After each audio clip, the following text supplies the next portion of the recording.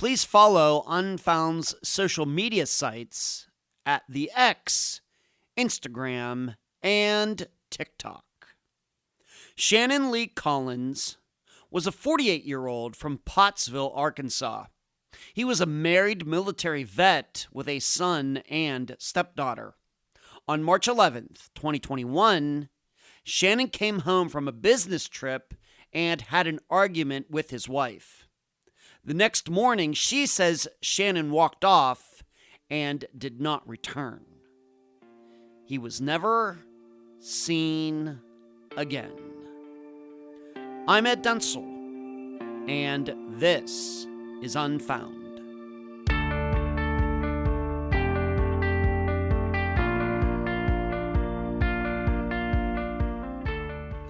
The dictionary defines it as the ability to understand something immediately without the need for conscious reasoning. Seven of None on Star Trek Voyager called it a human fallacy, saying a human cannot predict random events. For us, we might define it as suspecting something without being able to explain why. That gut feeling that comes from somewhere that cannot be defined. Of course, if you're into disappearances like I am, this is a feeling you get all the time. Maybe to the point that it never goes away. When your mind is constantly contemplating missing people like Angela Green, Clinton Thomas Sr., April Wiss, Cameron Remmer, and many others, where the facts don't really tell you anything, yet still something doesn't seem quite right. You live with this feeling all the time, and it can many times lead you the right way, but proceed with caution. It can lead you the wrong way as well. Well, today with Shannon Collins, we are challenged again. That feeling is upon us. How strong is our power of intuition? And now a summary of the case. Shannon Collins was the oldest of three, and he had a great relationship with both his siblings and his parents. Shannon decided to enter the military in his early 20s and made it a career. However, Shannon had to retire from service due to injuries he suffered, although none of them were debilitating. Along the way, Shannon met a woman, Teresa, who became his wife.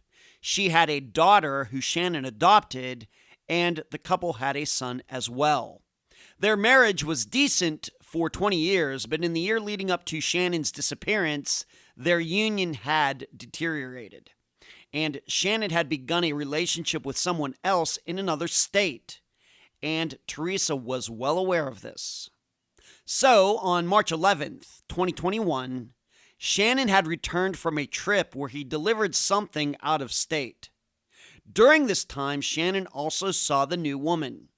In fact, he was talking to her on the phone as he pulled into his driveway in Pottsville. This woman thought she'd be hearing from Shannon the next day, or maybe in 2 days at the latest. However, this did not happen. Teresa, Shannon's wife, claims that when Shannon came inside, they had an argument. And the next morning, March 12th, Shannon walked away from their home. He was never seen again. Interestingly, and maybe even suspiciously, Teresa did not report Shannon missing. Instead, she insists to this day that Shannon is out there and only communicates with her and their children. We've heard about this kind of disappearance before on Unfound many times, although the usual situation is the opposite. Wife missing with the husband telling an unverifiable story. Contemplate how much this juxtaposition affects your thinking as you also try to answer these 3 questions during the interview. Number 1, why don't Teresa's and the stepdaughter's stories align for the circumstances of Shannon's disappearance? Number 2, why would the friend of the family refuse to talk to investigators even though he shouldn't know anything specific about Shannon's disappearance?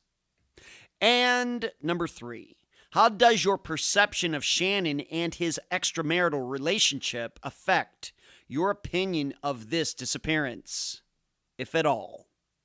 Shannon's siblings and parents certainly believe foul play occurred on March 11th, 2021.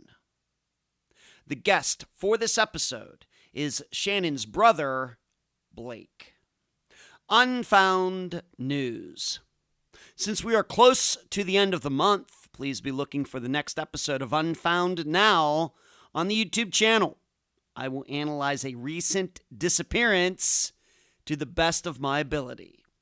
Next, please be looking for or listening for my appearance on the Consult podcast within the next couple of weeks. It is easily the most complete interview I've ever done about myself and Unfound. Finally, when you hear my voice the next time, I'll probably be on my way back to Florida.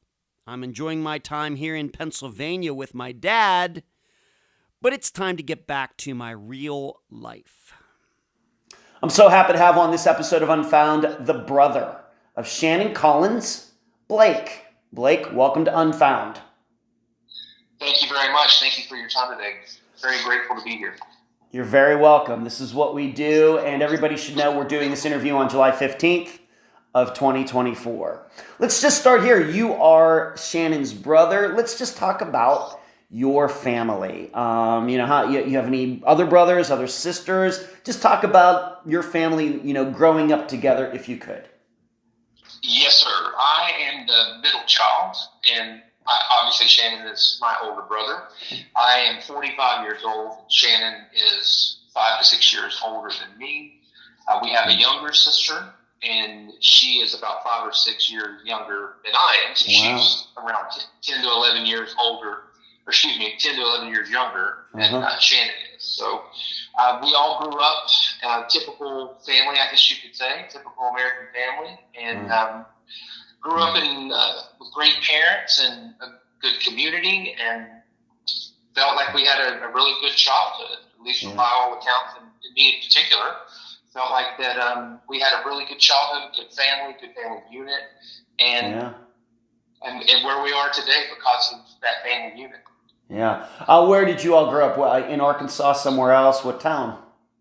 Yes, sir. Yeah, we spent, and if it's okay with you, I'll tell you from my specific perspective. Yeah. We grew up in a town called Pottsville, Arkansas for most of my early years until around 8 years old. And then we moved to the Russellville, Arkansas area in northwest Arkansas.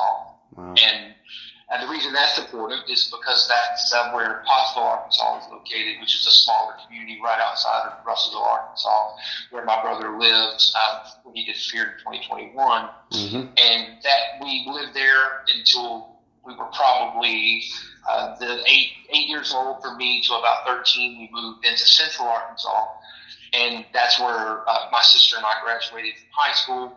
The reason I preface that is because when we moved to the Russellville area, Shannon was 5, 6 years older than me, so he graduated from Russellville High School and really started to put down roots in the Russellville area. So that's why I wanted to make it clear that that's where we moved to when I was around the 8-year-old mark, and that's why that's such an important area to our family. Yeah. So did you and your younger sister graduate from a different high school than he did, or not?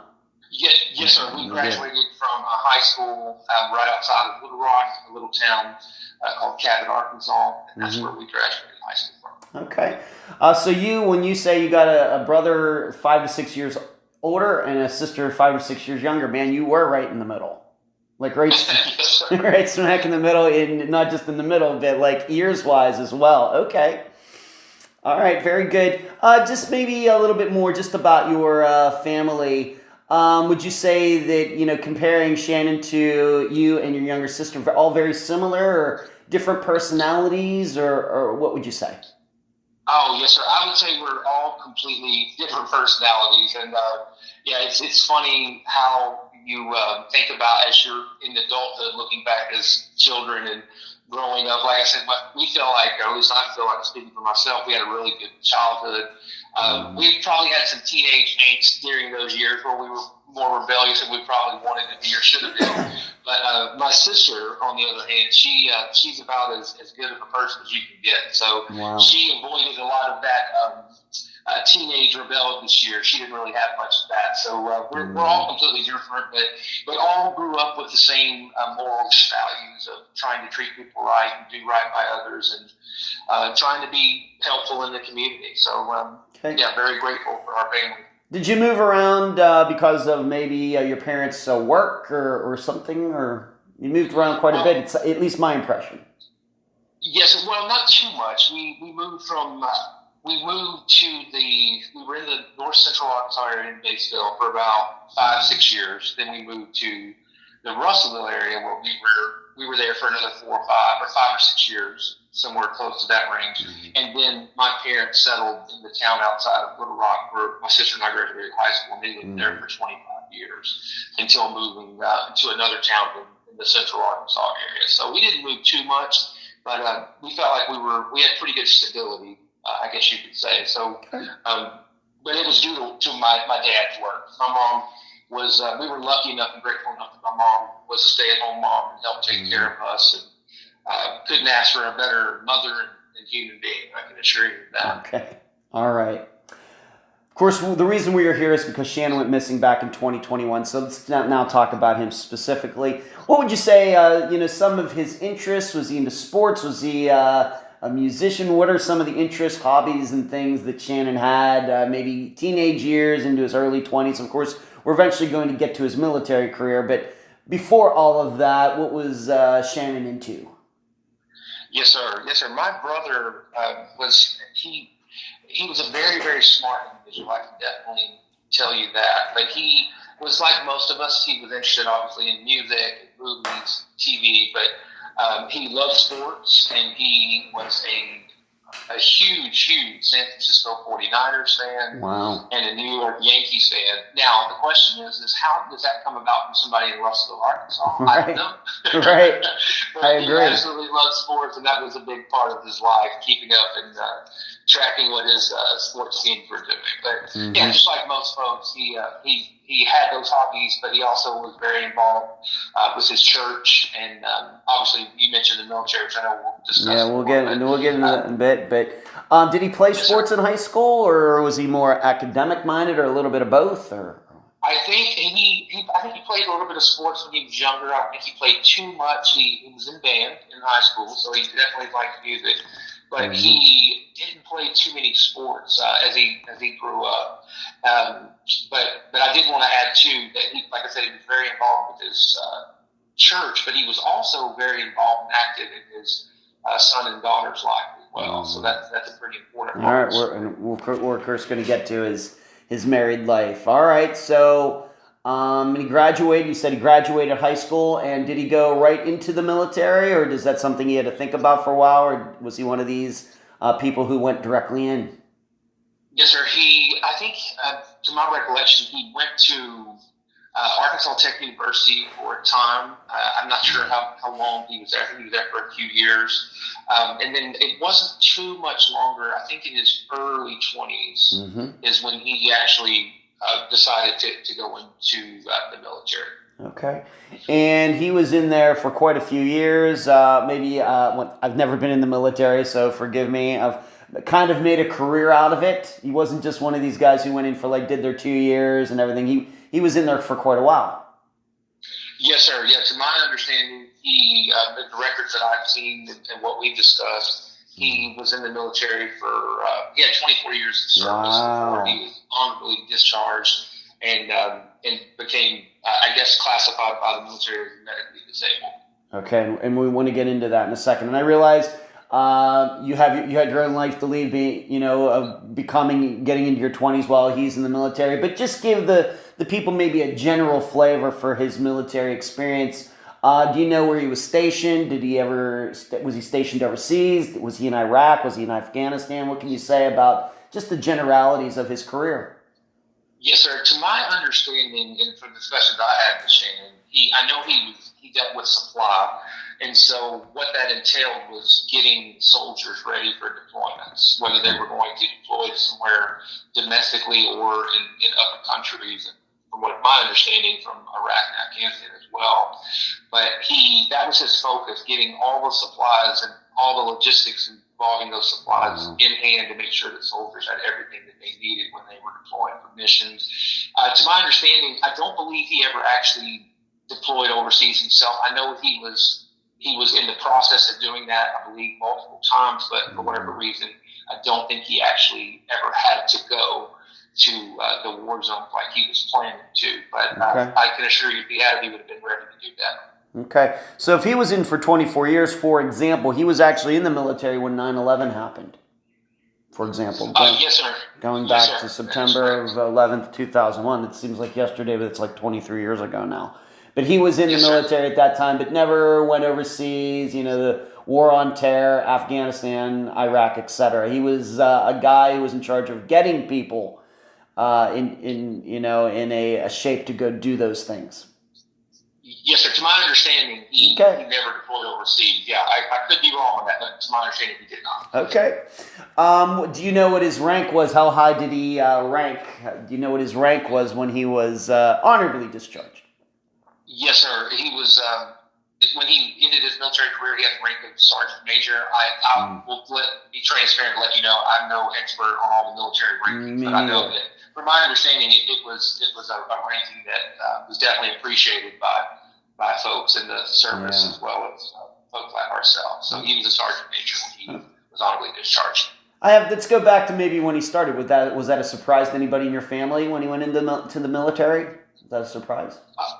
That's a good question. I'm not sure it was a surprise necessarily. I know that, like I said, Shannon was one of those people that was always willing to help folks and never met a stranger. So being someone who was willing to be active in the community and help folks, it wasn't necessarily a surprise to me. I can't speak for the rest of my family, but I wasn't surprised when I found it out. Okay, very good. Now, you did say he got honorably discharged due to some injuries. We're not here to necessarily, I don't think his injuries or anything to do with his disappearance, but just in general, physical injuries. He had something physical, like back, knee, shoulder issues like that or something like that? Yes, from my understanding, and again, I don't know all the specifics of how he received his injuries in the military, but I do know that he had multiple injuries and issues with things exactly like you said, his shoulder, his knees and ankles, leg issues. So I know that he had surgeries, and when he disappeared was scheduled to have at least one additional surgery I'm aware of when he disappeared. Yes, sir. Okay, very good. And so we have to remember 24 years, he goes in maybe when he's 21. Of course, 24 years, that would make him 45. I know I'm 53 on the edge of 54. So yeah, things sometimes don't work like they used to. And especially if you're in the military, carrying heavy things around and training and things that, you're going to have injuries and things. Much more than a guy like myself who did not go to the military. So that shouldn't maybe surprise us there. Okay, moving on. We're just going to talk about her in general for now. Of course, he was married at the time of his disappearance. The woman's name, I understand, is Tressa, Tresa. Is that how you pronounce it, Blake? Teresa. Yes, Teresa. Okay, very good. Teresa, just in general, do you know how they met? And, of course, they were married, I guess, for 20-some years when he went missing. But just how did they meet, do you know? And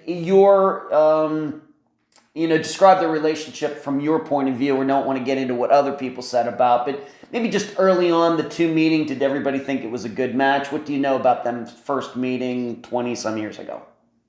I believe, and I could be wrong, but I believe that they met while Shannon was at Arkansas Tech University in Russellville, Arkansas. Okay. I could be wrong on that, but I know that they met while he was in the Russellville area. From the outside looking in, my opinion of the relationship was I felt like that they had a pretty solid relationship. I mean, they were together for a few years before they were married, but felt like they had a really solid relationship. We did see some tendencies of what I would call possessiveness and jealousy that we saw at times over the years, and that Shannon had mentioned to us over their relationship. But as that relationship progressed over the years, those were things that he had told us and that we were somewhat concerned about. But at the time, but overall, outside looking in, if you just met them, you would think that they had a pretty decent relationship. Okay, in your opinion, did they make a good match? That's a hard question for me. I would say I guess the fact that they were together for so long, that I guess at some point they had enough compatibility that they were a good match. But that's a difficult question for me to answer, unfortunately. Okay, I gotcha. So he's in the military. So they got married while he was in the military. So if he was stationed somewhere, they would like live on the base or something like that. That's what that was. Oh, yes, sir. Yeah, but actually, I'm sorry. I wanted to mention he was stationed for the vast majority of his career in Camp Robinson, which is a base outside of the Little Rock area. Oh my! He got stationed right near home. Well, that was kind of nice.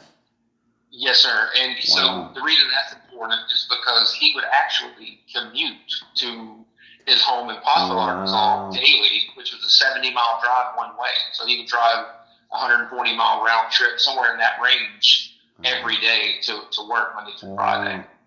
Well, I know that's a long drive, but maybe that's better than being stationed somewhere, right? I mean, of course, you got friends and family still in the area. Of course, he's married and everything's very familiar to him. Now, well, that's kind of a nice setup. I don't know how many military members get that setup. Yes, sir. Okay, very good.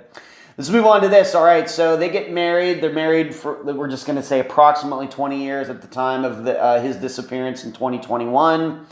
But my understanding is she had a daughter from a previous relationship, and then they had a son together.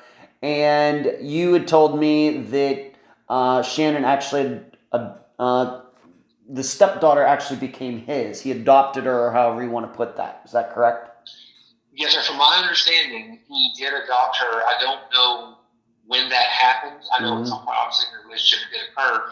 But as of today, she still goes by the last name of Collins. So he definitely adopted her at some point.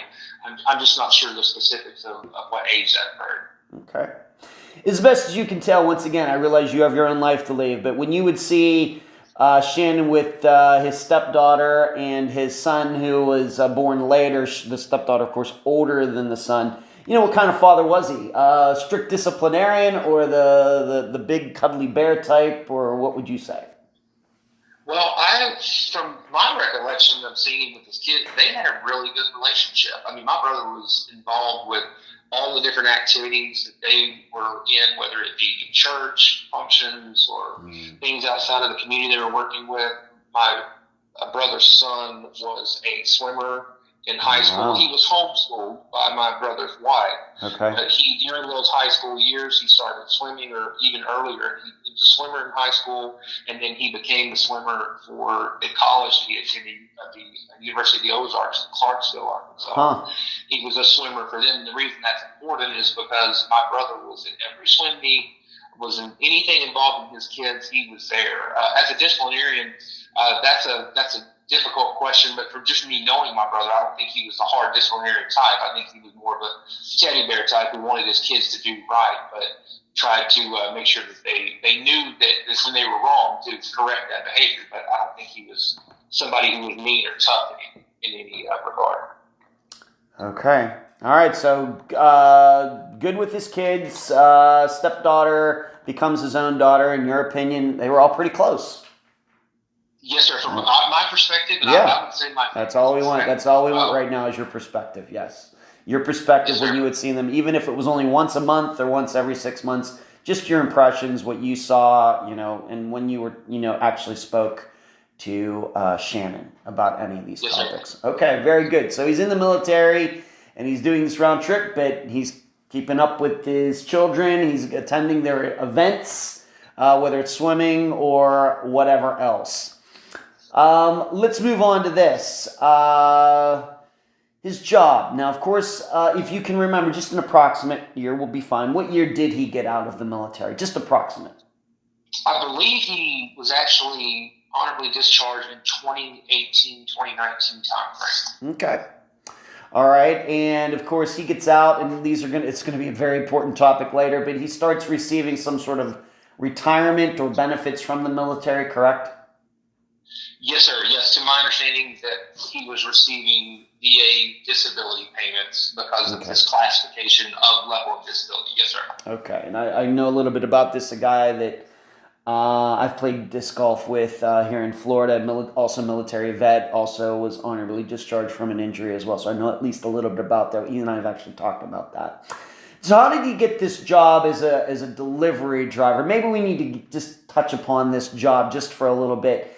This isn't like UPS or FedEx or anything, and I don't know if we actually want to get into the name of the company, but what exactly was this? Did he have to drive a delivery van or something? What kind of job was this? Well, to my understanding, he was an independent contractor who would take deliveries for companies. So I'm not sure that he worked specifically for one company. I think he was more of an independent contractor who would make deliveries to companies out of state and other areas. So, for example, he might take a delivery that was a 3 or 4 hour drive somewhere, and then he might come back that same night, or he might take one even further and stay a day or two away from home. But it was just a company where he would make deliveries. It wasn't like an 18-wheeler type drive or anything like that. It was just more of the smaller deliveries. And then I think he also would do deliveries, like I guess you could say, where he would deliver specific things to folks. He would get on jobs, things of that nature, and would go and take delivery. But this was just a side job that he did, I think, just to occupy time and maybe have a little bit of extra income is what the reason for the job was. Okay. Do you have any idea how long he had this job before he went missing? A couple years? I think it might have been a couple of years that he had been doing it. I don't know exactly the time frame, but I think I'd probably say it's somewhere in the 1 or 2 year range before he disappeared. Yes, sir. Okay. So this sounds to me like, so some sort of delivery job that doesn't quite fit under the banner of UPS and FedEx or anything. Maybe it's, I'm almost thinking it like what they call the gig economy, like Uber driver or something. Was it something more like that? I'm not saying... Yes, sir. Yeah. Yes, sir. I would compare it to something like that. Like I said, I don't believe it was any specific company. It was just more with him being an independent contractor who would take these deliveries. Yes, sir. That's correct. Okay. And he was using his own vehicle for this? To my understanding, he was using company vehicles for the vast majority of this. I know when he disappeared, that he had a van of some type, or I think they refer to it as a box truck. Okay. That was actually, and I don't know the specifics of that, but that's what he was driving or was at his home the day he disappeared that he was using for one of these companies. All right, so that was a vehicle he was driving, was not titled in his name, it was owned by somebody else. Yes, sir. Okay. And now, just once again, just to get, because we're going to get into him being out of town and then coming back and disappearing. Any idea how far he would go? He's in Arkansas, so he would go to like Texas, Oklahoma, Tennessee, Alabama, Mississippi, or just like a day trip type of thing? Or was it possible for him to go farther than that? Any ideas about this? Yes, sir. To my understanding, that most of the trips I don't think were too long in nature, but I know that there were times when he would travel down into Texas and travel even past the Austin area down into San Antonio, maybe a little further. So it could be anywhere from 600-700 mile trips sometimes. Wow. Okay. So that's him going out of town. That is a considerable distance and delivering using a van. So it might be big packages, little packages. And like I said, we're not going to get into I guess these jobs exist. I guess I just didn't know that they exist. For me, just the layman, I just think, well, people deliver stuff. It's just UPS or Amazon or FedEx or whatever else. But it was not something like that. Okay. Let's move on to what we might call the issues going on at the time of Shannon's disappearance. At least they seem to be issues. And we'll once again go back to his marriage. You've kind of already commented a little bit on it, but let's now move that, the time frame much closer to when he went missing. You personally, if you're talking to him, My understanding is he was thinking about getting a divorce. Did he ever personally talk to you one-on-one about it, and do you remember when that was? No, sir. He never talked to me personally that I can recall about getting a divorce in regard to like hiring an attorney, for example. I know that he had told our family that it was something that he had decided he was going to do. I can't recall exact conversations about him saying that to myself personally. Okay. But I know that I was aware that he had made that clear to our family that was something that he was planning to do. Yes, sir. Okay, so this is, once again, we just, I really like sometimes when we get into things, I just want to make sure where this information is coming from. So when you said he told your family, is this a conversation he's having with your mother or with your sister? Somebody like that. And then you get it like, well, you know what Shannon told me today type of thing. Yes, sir. Yes, sir. And like I said, I just want to be completely transparent and truthful. I think he probably did tell me specifically, but I just can't recall the exact conversation. Okay. But I know that he told my mom and I believe my sister as well that this was something that he was planning on doing. And he was planning on doing that once my brother's son graduated from college, is what he had told our family. All right. And when was of course, he went missing in March of 2021. When was the son going to be graduating from college? Was it going to be in May or June of 2021 or 2022? Do you know how far that was in the future? If I'm not mistaken, I think he had about a year, maybe a year and a half left in 2021. And he may have had less than that, but I believe that was the time frame that he was looking to graduate from his undergraduate degree. And that's what my brother had said, that was the time frame that he was planning to do that. Because I believe he wanted wanted his son, to have a solid footing and make sure that he was well taken care of before he made this big decision that would affect the family. Okay.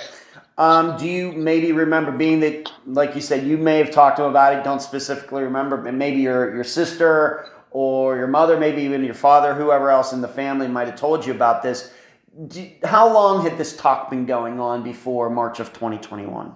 As best as you can tell, approximately. A year, 6 months, any idea? I think he had the plan, and again, I'm speculating on this, but I think he had probably had the idea for quite some time before he disappeared that he was planning to do this. But I want to be clear that he had told his wife this, and she knew this was the plan for him once his son graduated from college. She was definitely aware of that. That I know. Okay. So I need to ask, would you, for example, let's go back to December of 2020. Did everybody in your family get together for Christmas? Do you remember that? Do you remember the last Christmas, and was she there? Because once again, this is the questions I just have to ask in my position. When people start talking about getting divorced and if it was initiated by your brother, usually my impression, I've never been married, but my impression is then the other person, the wife, I guess, and just automatically says, well, if that's the case, then I'm just going to go get a divorce lawyer right now. That didn't happen or anything like that. The two are just going to ride it out that way. Yes, sir. Well, I know from evidence from the police, I'll back up and tell you about December 2020. Okay. In December 2020, COVID was just in the early stages. Right. And my parents had been advised not to go to any social gatherings and big events because of their health. Right. And the reason that's important is my brother's stepdaughter was getting married in December of 2020. So I was with my family for the holidays. So I was with my mom and dad and stayed with them. We did not attend the wedding. Okay. But my sister and her family did attend my brother's stepdaughter's wedding. And so they saw them in December of 2020.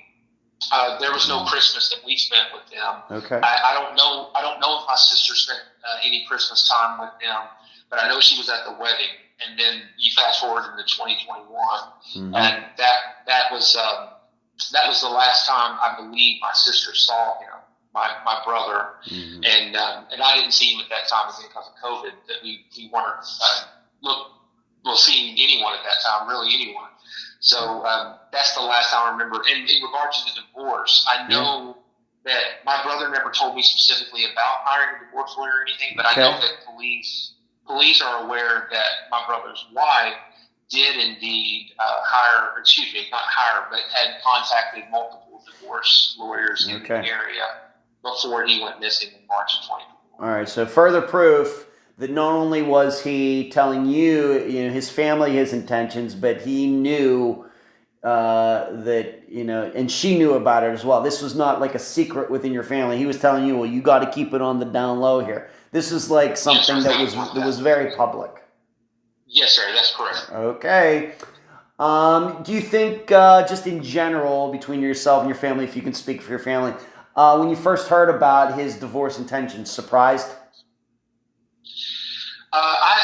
Me personally, I can't speak for my family. I'll say me personally, I don't know that I was surprised at that point because of the conversation that I had with him about her jealousy. And it seemed that as the relationship progressed over the years, she became more and more jealous and possessive.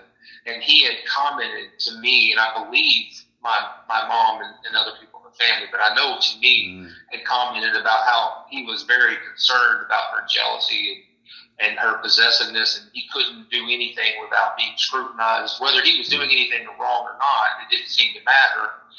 He was constantly being scrutinized and being accused of things. So I think it wasn't necessarily a surprise to me when he told me that he was planning to do this, divorce his son graduated. All right, so when you heard about it, whether you heard it from him, like you said, it's been a little while. We have to remember it's been 3.5 years, and maybe this conversation you had with him was 4.5 years ago, and it very...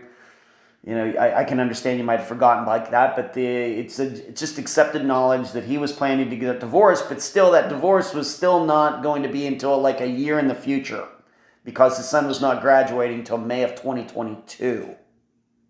Yes, sir. Somewhere in that vicinity. Yeah. Yes, sir. All right. So it wasn't. So it's not like he went missing in March of 2021 and the son was graduating in May, like a couple months down the road. It was going to be much further into the future than that. I believe that's correct. Yes, sir. Okay. Let's move on to this, and we have to talk about it. And it is, of course, common knowledge. So we aren't revealing any secrets here. Your brother, though, was having a relationship at the time of his disappearance with another woman. We should state for the record that you don't know her name, you've never met her, you've never spoken to her, correct? Yes, sir. Yes, sir. Okay. That's correct. That is correct, and I want to be transparent just to make sure it's clear that my brother was seeing this other woman, and it is quite obvious from the evidence that police have gathered that this was not a secret. Was not a secret to my brother's wife. And I wanted to clarify, my brother was not perfect. My brother had faults just like the rest of us. Yeah. But when you put it in full context, I just want people to understand that he had made clear to his wife that he no longer wanted to be in the relationship. He was trying to do the right thing for his son. So I just want to be, I'm not making excuses for my brother. I'm not saying what he did was okay. I'm just saying when you put it into full context, there's a little bit of difference between the relationship he had and where he was headed versus just trying to be secretive and treating someone wrong and disrespectfully. My brother was not the type of individual to try to hurt someone, try to throw something in their face, things of that nature. So I know my brother was, she was aware of the relationship, his wife, but she also knew that he was ready to end the relationship and had for quite some time. Okay. So any idea, of course, once again, you don't know her, in fact, nobody in your family even knows who she is, have never spoken to her, don't know her name at all. Yes, sir. I don't know anything about her, and I don't believe anyone in my family does either. I know that the police have spoken to this individual. Yeah. But we don't know anything about her, and I personally don't know anything at all. Okay.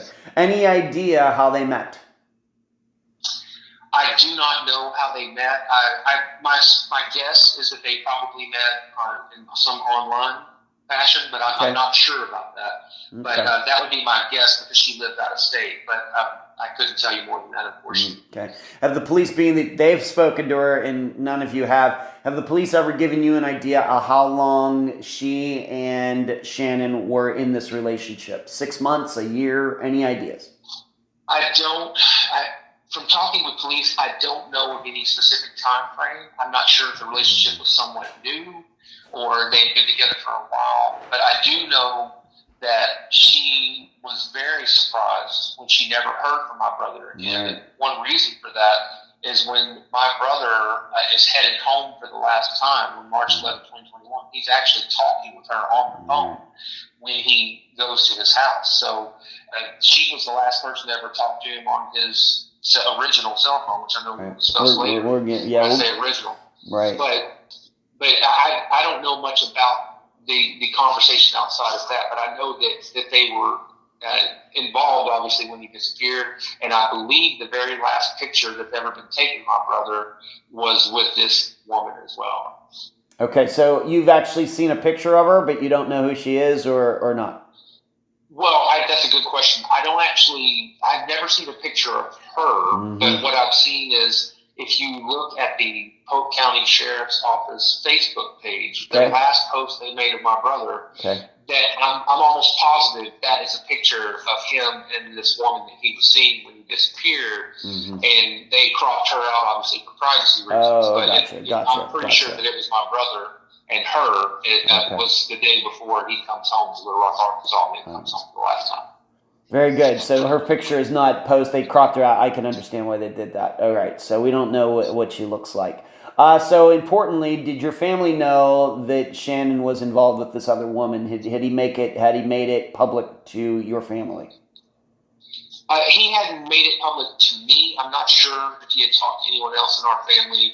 He hadn't said it to me. But what I do know from evidence gathered by the police is my brother's wife and his stepdaughter definitely knew that he was involved with another woman in a relationship due to text messages that they have received from the electronic data back and forth between his wife and his stepdaughter. They were well aware that he was involved with this woman. Okay. But once again, going back to your family, it wasn't like at some point he said, you know what, I know I'm still married to Teresa, but I'm seeing this other woman somewhere.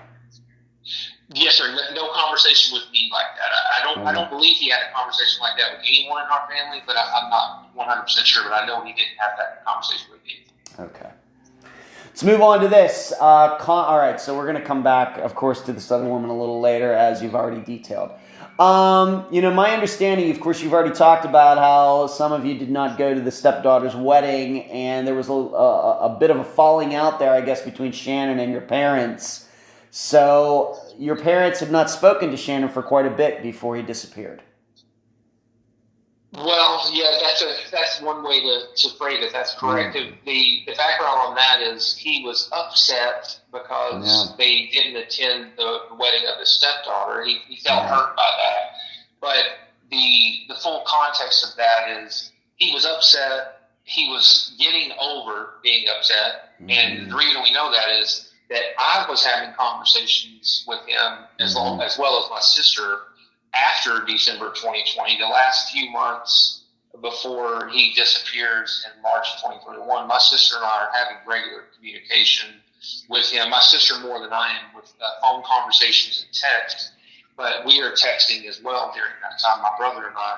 So he had realized that he had blown up and was getting over it, and he felt hurt, but he realized that he had made a mistake, and he was getting ready to mend that relationship and start reaching back out to my parents when he disappeared in March 2021. Okay, so your parents were not having conversations with him, but you and your sister were checking in with Shannon periodically. Yes, sir. My sister and brother talked more frequently than I did on the phone. My brother would talk to anyone, anywhere on the phone at any time, and would do that for hours. And he had done that for many years with my parents and other folks, including myself, long phone calls, and my sister as well. So she had more actual conversation with him during that time, but we both were texting back and forth between us with my brother before he disappeared. Okay. All right, and being that, how was Shannon doing? Let's say February into March of 2021. How was his demeanor? How was he feeling about his life? We know the issue with the divorce and everything, but otherwise, how was he doing? I felt like from our conversations, he was doing great. I think that, like I said, I didn't know about this woman he was seeing when he disappeared, but obviously he seemed in great spirits with the conversations that we had. And unfortunately, the last time I ever had a text conversation with him, he was coming through Austin, Texas, where I currently live, and he was working on a delivery he was taking. He was coming, I think, to San Antonio, Texas, and he asked if I could get together with him. And unfortunately, when he came through town at that time, I wasn't in town. I was outside of Austin and wasn't able to meet him. But unfortunately for me, that is the last text interaction I ever had with him when he asked about meeting. And I told him I couldn't. He said, no problem. Something to the effect of, well, we'll get together next time I come through. And that was the last time I ever had any conversation. But he was in good spirits at that time. Okay. All right, let's move on to this. Just going back to Shannon himself, just some questions. Being that he had, as you said, he got honorably discharged from the military. He had some physical issues. Just have to ask point blank, are these physical issues that might have prevented him from defending himself if he got into a fight with somebody? I don't want to speculate too much, but just give an idea about his physical issues. If he got into a fight somewhere, would he have been okay defending himself? Yes, sir. I would say the answer to that would probably be yes. Obviously, he had these injuries that might have affected him in regard to how well he could defend himself overall. But I think if he, in a moment of fight or flight, I don't think he would have had any issue trying to protect himself and fight through whatever pain he might have. Like I said, I know he had multiple injuries in different areas, but I think he would have been capable if it came to that. I'd like to believe that. Okay. And I've seen pictures of him, so it's hard for me to get in. He was not a small guy, right? Shannon, big guy. No, sir. Yeah, he was around 5'10". Okay. I think he might have been around 240 at the time. Oh, wow. Okay. He disappeared, but yeah, so he was definitely not a small guy. All right, very good. And just some questions that I ask basically on every interview that I ever do. Any mental health issues that he was ever diagnosed with? Any addictions?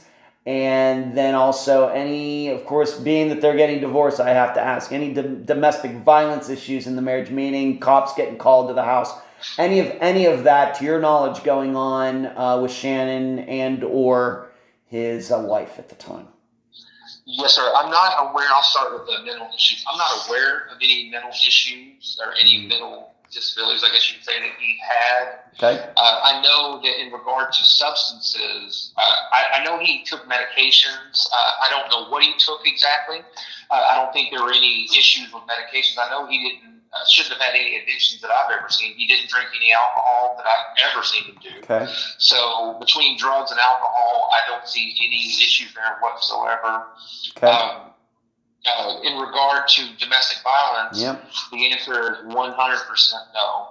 My brother, we grew up as boys can be, and wrestling and things of that nature. I've never even had a physical fight with my brother, like a punch to the face or anything of that nature. So my brother was not someone who chose to fight or be violent in any manner whatsoever. So no issues of domestic violence at all. That would be the furthest from my brother. Okay. So once again, to your knowledge, nobody calling 911 to come to the house. I guess that's what we normally think of when we think of domestic violence. Nothing like that, to your knowledge. Yes, sir. No issues whatsoever. I can't even imagine that ever occurring at all. Okay. No, all right. So let's move up. We're now. We've covered Shannon. We've talked about his marriage. We talked about his job. We talked about the other woman. We talked about your family, all the communication going between all of you. We've talked about his military service. We've gotten to know Shannon, I think, pretty well. So let's move up to the day of the disappearance. As best as you can tell, up until the point that he arrives home that evening, that night, what was the timeline for earlier on that day? Where was he? Was he driving back from another state? You've already talked about, I think, that he had seen this other woman in his life. What do you know about the timeline up until the point that he got home? Yes, sir. From police data, they know that he took a flight, and I'll just start with that week. He comes home on Thursday, March 11th, Thursday night, but he's gone, from my understanding from police, he's gone that entire week. So he's gone starting, I believe, Monday, Tuesday time frame. Okay. So he goes to, I believe, he takes a delivery and he flies somewhere for this delivery in, I believe, West Virginia or Virginia area. When he's done with that, he comes back. He comes back and flies into the state where this woman is that he was seeing. I believe he stays with her for a day or so, and then he flies into Little Rock, Arkansas, into the airport on March 11th. And then he drives home from the airport that night and gets to his home in Pottsville, Arkansas, around 10:30 p.m. that night, from the evidence that they gathered at this point. Okay, so he'd been out of town for a few days then. Yes, sir. Okay. And regarding this woman, I realize you don't know anything about her. Do you even know what state she lives in? I do know what state she lives in, but just out of respect for her, I prefer not to reveal that, if that's okay with you. Just okay, that's fine. I don't know her, but I'm just trying to be respectful. All right. I know that she's trying to be helpful with the police. Gotcha. I guess where I'm going with this is, when he would go out of town, would he make it a point then to go see her while he was out of town? That's a good question. I'm not sure about the specifics, but what I can say is that I know that on the week that he disappeared, that they have evidence, the police have evidence that his wife knew exactly where he was and was tracking his movements with his credit card purchases and I believe other methods. I don't have all the specifics, but I know that she was tracking and knew exactly where my brother was on that last week. Okay. All right, so he goes out of town for the week with this work, and then he goes and sees this other woman, and then he comes back into, I guess, the Little Rock area, or, Pottsville, Arkansas area. Yes, sir. All right. Yes, sir. Flies in and comes back home. Yeah. Okay. And just to be sure, what date is this? So this is all March 11th, Thursday, March 11th, 2021. All right, March. Town, drives home that night. All right, March 11th, 2021. It's a Thursday. Now, we're going to get into this conversation a little deeper later. But as he's actually driving home, I'm guessing in this delivery vehicle, this van, he's actually talking to the other woman on the phone, correct? Yes, sir, he is. And just to clarify, I'm not sure if he was driving a delivery van from the airport home or he was driving his own car. I believe he was driving his own car, but I'm not sure.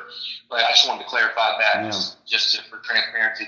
But yes, sir, according to the police, he is talking to this woman on the way home from the airport, which would have been probably an hour, a little bit longer of a drive, maybe an hour and a half at the most. Okay. He's talking to this woman when he comes home to his house that last night. All right. Any idea what once again, I realize you're getting this information secondhand from the police. We know how the police withhold things, and in fact, police even lie to families sometimes. Do you have a general tone of the conversation? For example, did Shannon and this woman, were they making plans to get together again in the upcoming weeks? Do you know if that was part of the conversation or anything? I don't know about the plans, but what I will say is I know that he said that, according to police, she tells them that he mentions, and I don't know all of the context, but he mentions that he's worried about going into the house that night. He does tell her that. And also what's interesting is she, according to police, she is absolutely floored that he never calls back because of the relationship they were building, how happy they were together. She doesn't know anything has happened. She assumes that he just basically stops calling until the police contact her. So she never knows why until they call what has happened to my brother. Okay. Did she get the idea that he's talking to her right as he pulled into the driveway? Like the call ended that close to the house? Yes, sir. To my understanding from police, they know that he was actually in the driveway talking with her in the car when he talked to her for the last time. And he tells her that when I get inside, I'll let you know if I'm okay or everything's good, something to that effect. And then he goes into the house. They hang up. He goes into the house. And then at some point, she receives a message, and I'm not sure if it's Facebook Messenger or just a regular text. I believe it's Facebook Messenger. He tells her, I'm okay. All right. So we're going to come back. We're going to maybe get into a little deeper in that a little later in this interview. But that's what happened that day. He drives home, pulls into the drive. Her impression is he's right there at the house. He goes into the house, and seemingly... of course, we're going to get into this. Seemingly, nobody ever sees him again. Seemingly. So we just have to keep this in mind. So what transpires, I even have it in the outline here. So what transpires over the next days, weeks, and months? Of course, this is the accepted date. Nobody is disputing this date of March 11th, 2021 as the disappearance date. But it seems that his wife was saying that he was still out there somewhere. So I realize you have a lot of stories, so we're going to try to keep this simple. What are some of the things that the wife said regarding Shannon about why he wasn't around? If you tried to contact him, or if the other woman tried to contact him, or your sister, or your parents, whoever else. What are 3 good, best examples about the stories that his wife was telling as to why nobody was seemingly talking, texting, or we'll get back to texting, but seeing Shannon anymore? Yes, sir. Well, if you don't mind, I'd like to answer that 2 ways. And yeah, sure. If you want to just do 2, that's fine too. Just so they're very demonstrative of like the overall tone of those months of what you had to go through. Yes. Yes, sir. Well, if it's okay, I'll answer it in our perspective leading up to his disappearance and being reported missing from our perspective. Yeah. And then I can give you a little bit of information on what she tells the police that we find out later. And we'll get into that later. But I guess where I'm going, this maybe as an example, we'll just go to April when she and I guess, was it their son were at some gathering where your sister was and she was talking about Shannon. That's just something that comes to mind. Of course, it's in this huge story that you wrote about your brother's disappearance. Something like that. Maybe you want to talk about that and maybe some other examples. Got it. That makes perfect sense. Yes, sir. So the first one is in April, actually. My sister confronts my brother's wife and stepdaughter at her house and is demanding to know, why is Shannon not answering our phone calls and text messages? What's going on? Okay. And they never bring Shannon up during that conversation, during that entire meeting at her house, until she, essentially, her words, corners them and says, tell me what's going on. Why is he not responding? And when she says that, my brother's wife tells her then, she states that he has left the family. That's what she tells my sister. He's just left the family. He needs some time away. And that's probably why he's not calling or texting. So that's the first thing she says. Okay. As it progresses, she then says, and also along with the stepdaughter, that he's now saying, oh, he's out on the road. He's probably busy. We're calling and texting with him. We're talking with him on a regular basis. No problems. That's what she says. At some point, we find out she is telling us that now he is calling and texting them from a new phone number, something that we've never heard, because we are continuing to call and text him from the only phone number he's ever had, and we're not getting a response. Now she's telling us that, oh, he's calling and texting from a new number, as the brother's wife, as well as my brother's stepdaughter, is telling my sister this. When we hear this, I think something's wrong here, because eventually now they start telling us that he's only texting. He's only texting, and he's only texting the kids. He's not texting or calling anyone else. And we're thinking, this makes no sense whatsoever. When I heard he was only texting, I knew somebody was not telling the truth, because I knew my brother was a talker. So that is when I knew something was definitely wrong. I just didn't know what it was. Okay. Let me ask you this. Was she leaving, once again, the impression that the wife, Teresa, was leaving with your family is that, was she giving the impression that he wasn't coming back home at all? He's just like roving all over the United States? Or was she, oh yeah, he's coming home and we've seen him, and then he would take off again? Did she ever specifically say, you know what, I know you haven't spoken to him or seen him, but I've spoken to him and I've seen him because he's come home? What was your impression of that? Oh, yes, sir. I don't know that she ever said, she didn't say this to me. I wasn't having these conversations. Mm-hmm. They were having conversations with my sister. But according to what I know, they never once said that he came home during any of this time. They were saying that, quote unquote, he had left the family and that he was out working, but they were in regular contact with him, is what they were telling my sister. Do you know if they were ever very specific? Like, oh yeah, well, he just called us from Las Vegas. Oh yeah, he just called us from Seattle. Oh yeah, he's up in New York City. Any specifics, or just very general, like, well, he's off, he's just not here, he's just somewhere?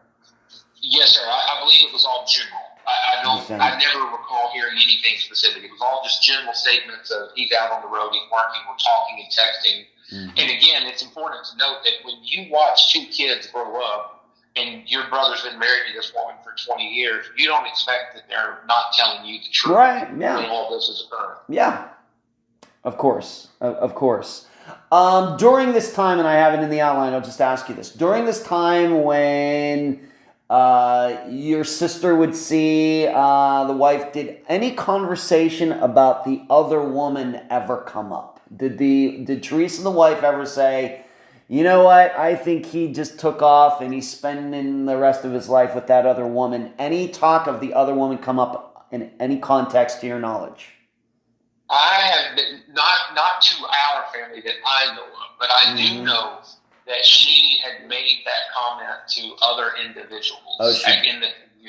That I've been told by specific individuals who have reached out to me, but not to my family specifically. No, sir, not that I'm aware of. All right, so it's not like, well, yeah, I think, you know, this is just an example for everybody listening and for Blake himself. This is just an example. So they know that they're going to get a divorce. As you've already stated, there does seem to be evidence that Teresa was looking at a divorce lawyer. Of course, Shannon was talking about divorce, although I'm not sure that he was getting a lawyer yet either. Of course, probably wasn't going to happen for over a year in the future anyway. So it wasn't like, well, you know, Teresa says, well, you know what, we're going to get divorced. I think he left me, and he's just living his life out there with this other woman. This was not really what she was saying, although she might have said that to other people, but she didn't say it to your family. Yes, sir. That's correct. Okay. All right, so what was the final straw in this? What was it finally that, you know, there's just something about this? You just said somebody, obviously you or your sister, somebody finally said, this just doesn't seem right. There's something going on here. What was the final straw? Well, for me personally, it was the text messages. When I heard, because it's all about pattern recognition and human behavior. And I know my brother. And when I was told that he was saying, or they were saying, that he was only texting them, that's when I knew that something was wrong. And so that was, I believe, in the July 2021 time frame, late July. Again, I'm getting all this information later because I'm so far away. Yeah. But that leads to in August when I put in an anonymous prayer request, which I know we'll talk about later. But it was that point with the text messages when I was told 100% he's only texting. That was when I knew something was not right. Okay. And when it was the final straw for you, did you? I realize a lot of this is coming from your sister. Did you ever pick up the phone or something and call Teresa and try to talk to her about all of this yourself?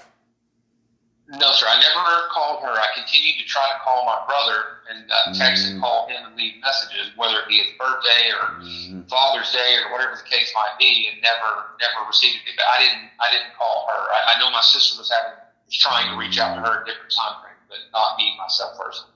And just once again, in retrospect, 3.5 years later, maybe about 3 years later, reason that you never hearing so much from your sister is a reason like you just didn't just go straight to the source. I'm not saying you don't trust your sister, but at some point, obviously, you got fed up with all of this, and you just, you know what, I got to see what's going on just for myself. There's a reason you just didn't contact Teresa yourself. Any reason? Well, I didn't know what to think, and I didn't know how that conversation would go. But I didn't want to be accusatory, but I knew that something wasn't right. And me personally, I didn't have a real close relationship with his wife. I mean, we got along fine, but she wasn't somebody that I would talk to on a regular basis. So that factored with I didn't know what to think, and I wasn't really sure what to do, and I just didn't know where I stood. I knew something wasn't right. I didn't know where it was on the spectrum of everything's okay versus something horrible's happened. I was probably somewhere in the middle, and I just didn't know. So it was difficult to have that conversation at that time because I just didn't really necessarily know what to think about everything. So I think that played into why I didn't just pick up the phone and call her. All right, very good. Let's move on to this then. So the final straw is that what is done? Who actually did file the missing persons report? Did you try to get Teresa to do that? Did she, what was her response to that, and what went on there? I never reached out to Teresa myself. Like I said, my sister was having interactions throughout this time frame with her. I reported missing in November of 2021, November 30th, 2021. 6 months. The reason I do that, yes, sir, I think it was 8 months from the time, because again, we still don't know what's going on. Sure. From the outside looking in, we don't know what's true, what's not true. I just know at this point, I'm starting to not believe what I'm hearing. And so I go ahead and make that report November 30th, 2021. I tell my family, hey, I'm coming home for the holidays. When I do, I'm going to report him missing. And that's exactly what I did in late 2021. Okay. And how did that go? Well, the minute that we report him missing, it's, believe it or not, that same day, the police go and they do a welfare check. And they go to my brother's house. They knock on the door. My brother's wife and son are home at the time. I believe they were the only two that were home. They then have a 2-hour interview, which they recorded, and there are transcripts of. I've never seen the transcript, but I know they exist. And that's when they tell a story to police that they, I guess, hear and think something doesn't seem quite right here. And so they call me and tell me that they've had the conversation. They need to do a little more investigations, and they'll be in touch. And that's what kicked it all off on November 30th, 2021. Wow. So once again, from March 11th to November 30th, essentially. Yes, sir. Oh, my gosh. Yes, sir. Okay. All right, so they went over, they interviewed her, but that was just an interview. And of course, when you're talking this much later, I just got to ask, in this initial conversation, were any alibis established? What I mean by that is, so he gets home that night. I don't think anybody is really doubting that part of this all happened. He gets home that night. Was Teresa home? Was the son there? Was the stepdaughter? Do we know where all these people that we've talked about so far were on the night that he got home on March 11th? Do we know where those people were? Yes, sir. According to police data, electronic data, when he gets home at 10:30 that night on March 11th, 2021, they know that his wife and his son were in the home at that time. They know that the next morning, on March 12th, that my brother's stepdaughter is not at the home that night of the 11th, but they know that she comes over that morning on March 12th. And I don't know the time frame, but it's probably 7-8 time frame. She comes over and she's nearly 2 hours late to work. And the reason that's important is when they have that, get all this data back, that's when they start realizing all the lies that have been told to us as a family and to the community and to the police start unraveling. Okay. Let me ask this, just to be clear on this. What is the wife's official story for the night of March 11th when Shannon gets home? What is her story? So, to my understanding, she tells police that he comes home, Shannon comes home that night. At some point, I don't know if it's that night or early in the morning of the 12th, they have an argument of some form or fashion.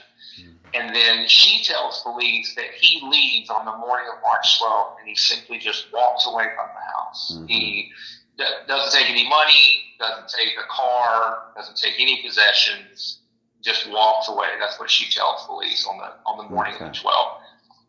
But there is a confliction here, right? Because the stepdaughter, once again, to my knowledge and what you've written in the story on your Facebook page, is that the stepdaughter actually tells a different story. What is that story? Yes, sir. She tells police that she comes over, or they know she's over that point. And she tells police that my brother gets into a vehicle that wasn't his. Somebody comes and picks him up, gets into the vehicle, and then he leaves. And when they ask her about the vehicle itself, a description of the person, she can't give any answer whatsoever to any of that. But that's her story, which is absolutely conflicting with my brother's wife's story. Okay. And once again, this is all in November into December of 2021. So we're talking many months later. Yes, sir. Okay, so these stories that you're hearing, the wife telling this story about, he just walked off, and then the stepdaughter saying, well, no, he got picked up with a car. These are two stories that were told 6-8 months later. Yes, sir. Okay. Well, they're told 6 and 8 months later to the police. Yeah, to the police. Yes, right. But what we find out, what I find out later, is that they had told my sister the exact same lies before they ever told them to the police. All right, so I guess what we're saying is the story that, for example, the wife told your sister is the same story she told the police. Yes, sir. Yeah, the wife tells the story that he walked away to my sister and police. To my understanding, she tells the stepdaughter tells my sister that he drove away. Okay. She also tells the police that he drove away. So they've had conflicting stories all the way around. Okay, so at least they're consistent. Okay. All right. So these are not stories they just cooked up at the end of November. These are stories they've been telling for months. Yes, sir. That's why I wanted to be clear there. So that it's obvious that we find out later they've been lying from the beginning. All right, and maybe we just have to jump in. It does seem to me, of course, as I think you already know by now, Blake, I have about 340 disappearances of experience. It does seem to me, although I don't think the police have told you everything, they certainly have told you a lot about what they've done in this investigation. Is that your impression as well? Yes, sir. There is lots of other data that I've been told that I have not been privy to. But for example, electronic data that they have that is very. I know some of it is very damning. I can just say that, but I just don't know all the specifics. But you're right. Yes, sir. They have told me a lot. All right, because I'll be honest with you. Maybe you know this or not. A lot of times when police go and interview, whether it's a family member or not, a lot of times they don't pass that back along to the missing person's family. A lot of times you will hear guests on this podcast say, you know what, I know that the police talked to my brother-in-law, but I don't know what was said, and the police won't tell me. I think I know probably what was said, but I don't know that. But what you're saying here today is that the police did go talk to them, and then somehow that information got back to you, just regarding, once again, for example, the interview that they had with the stepdaughter and Teresa. Yes, sir. They specifically told me this information. Okay. Yes, sir. All right. Very good. Let's move on to this. What about the living situation there? Are there houses like right next to your brother's, or he and his wife's house, or their houses across the street? What kind of neighborhood are we talking here? Yes, sir. The neighborhood is off of a main, I guess you could call it a highway. I believe it's a 4-lane highway. It's somewhat of a rural area, but the way the neighborhood is, if I'm not mistaken, there's just 2 streets in the entire neighborhood that connect, and each plot on the street, I believe, is an acre each. So they're somewhat close, but not too close.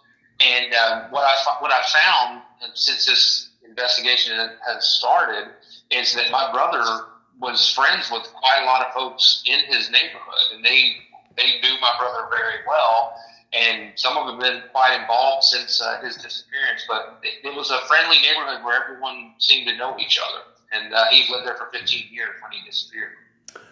Were any of them aware that he was missing? Were they not concerned that they hadn't seen him around? I realized he has this job that takes him out of town, but they didn't see him over there like cutting the grass or anything. Did any of them go over there and inquire to Teresa about why he wasn't there?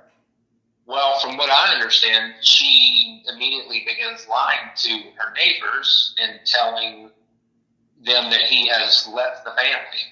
She tells them at one point, I believe he walked away, but to my understanding, she was telling them that he has left the family. Okay. All right. And once again, I just want to be very careful when we start. I know what you think, Blake. We just have to be very careful about when we start lying. We just want to put it in the context. This is the story she was telling. But this is just the story we're telling. All right. We'll just leave it at that. She told them that he left the family, and that was about it. Did any of those neighbors think it was odd? Did any of their kind of yellow flag or spidey sense get registered? What do you know? Well, the problem with that is I've talked to one specific neighbor, and I won't give the name of this. Yeah, please, don't do that. Yes. They've reached out to me, and they are lying to me, and I'm saying lying because I have in writing that they say that they believe every word of the story I've written, which is 100% actual facts, verifiable by beliefs. Yeah. But this individual's actions are the complete opposite in the social media arena. Right. He is making posts and saying that, oh, well, we believe he just walked away. Well, you can't have it both ways. You can't tell me in writing you believe every word of my story and then tell me that you believe that he just walked away, because you can't have it both ways. All right, so what you're saying, there is a neighbor in the area who has been speaking out both sides of his mouth. 100%, yes, sir. Okay, is that the only one, or are there more? That's the only one that I've spoken to that I'm aware of. Okay. And this is the person who is posting all of these things on other pages, but will not post anything on your Facebook page regarding all of this, correct? This is not once. Not once. I had an hour-long conversation with this individual, and I find it very interesting that this individual will post on every page available about my brother's disappearance, but he won't come to my page, yet he sends me a message to my page, and all of a sudden he continues to get conflicting stories that he believes that he just walked away. He knew my brother. This man knew my brother for more than 15 years, and he knows he didn't just walk away, but he's telling me that. So, okay. And I understand you want to be, you want to make sure that you're fair when you. Yes, I realize I'm trying to be as fair as possible. I think the listeners know they're getting a flavor for this, a taste of this disappearance, but in my position, I have to be as fair as possible. So we're just going to say, telling stories that can't be verified, and then we have this guy who is saying one thing to you, but is posting other things elsewhere. When you talk to this guy, this neighbor, for an hour, kooky guy, unusual guy, what do you think his reputation is, etc.? I don't know much about him. I don't know anything about him. I've only talked to him the one time. But as I mentioned, you can't tell me one thing, you believe one thing, and then, because he told me in writing and he told me in the phone conversation, and then he posts the exact opposite all over Facebook. So, I'm not sure how that works. Okay, so we got this neighbor. Is this a neighbor like right next door? Have you ever been able to find out were he and Teresa close? Anything factual like that? Well, I don't know how close they are, but I mean, it seems that they are close, considering that he's choosing to believe her story, even though it's been proven otherwise. So I have to believe they have some sort of relationship, maybe closer than people may realize, but I don't know. Okay. Let's move on to this. Now, of course, we have to remember, Shannon had this job, and the first interesting point was that the next day he was supposed to make a delivery, and instead the stepdaughter's husband made the delivery. Why don't you talk about that? He works for the same company, or what was that, Blake? Yes, sir. He worked for the same company in the sense that he was an independent contractor, I believe. It may have been they may have worked for the company itself. I'm not sure, as an independent contractor, but he actually takes the delivery that my brother was destined to take on March 12, 2021 to Tulsa, Oklahoma. So it is a 4-hour trip, an 8-hour trip, round trip, 8 hours. He takes that delivery for my brother. Why does he take that delivery? Because he tells police that my brother's wife calls him on the morning of the 12th. His wife, the stepdaughter, has already left for work. We know that she goes to my brother's house that morning instead of work immediately. It was 2 hours late for work. Police know that. My brother's wife calls him and says, hey, Shannon has walked away. Okay. And now that he's walked away, we don't know what's going on, so you may need to call about the delivery. So he tells police he calls the boss of the company. That boss then reaches out to Shannon and tries to call him on his phone. He doesn't get him. He calls back the son-in-law and says, you can go ahead and take this load because we can't get a hold of Shannon. So he takes that load, goes to Tulsa, Oklahoma, 4-hour trip, 4 hours back, and we know that he comes to the house later that night, according to police, I don't know what time frame, but later that night on March 12th, 2021. All right, so Shannon can't make this delivery, but the son-in-law decides, and we're going to get to the son-in-law a little later, but so the son-in-law makes this delivery, and what does Teresa, as far as you can tell, what does Teresa continue to tell this company? Once again, I understand that Shannon is an independent contractor, but he obviously has a responsibility to somebody. What does she continue to say to anybody who needs Shannon to make a delivery? I don't have a lot of specifics on what she says to Shannon about Shannon once March 12th comes, but I do know that when she calls the son on March 12th, or text or calls, however those conversations are going down, but he tells police that he says, should I report him missing? And her response to that is, I don't know. That's all she says. But in regard to other deliveries and things of that nature, I'm not sure how that ever played out. Okay. So did this van, what happened to this van? If this, like we talked about, did somebody eventually come and get that van? I mean, do we know anything about that? That's a good question. I'm not sure if that van was in his driveway when he disappeared or not. I think it may have been, but I just don't know the specifics on it. But from my understanding, on that last delivery, I believe that the son-in-law picks that delivery up from the business outside of the Russellville, Pottsville area, and then he takes it to Tulsa. So I'm not sure if my brother had that truck in his possession for one of these companies when he disappeared or not. Police probably know that answer. All right. I guess what I'm saying is somebody eventually had to come over, and if it's somebody else's vehicle, somebody had to eventually come and get it.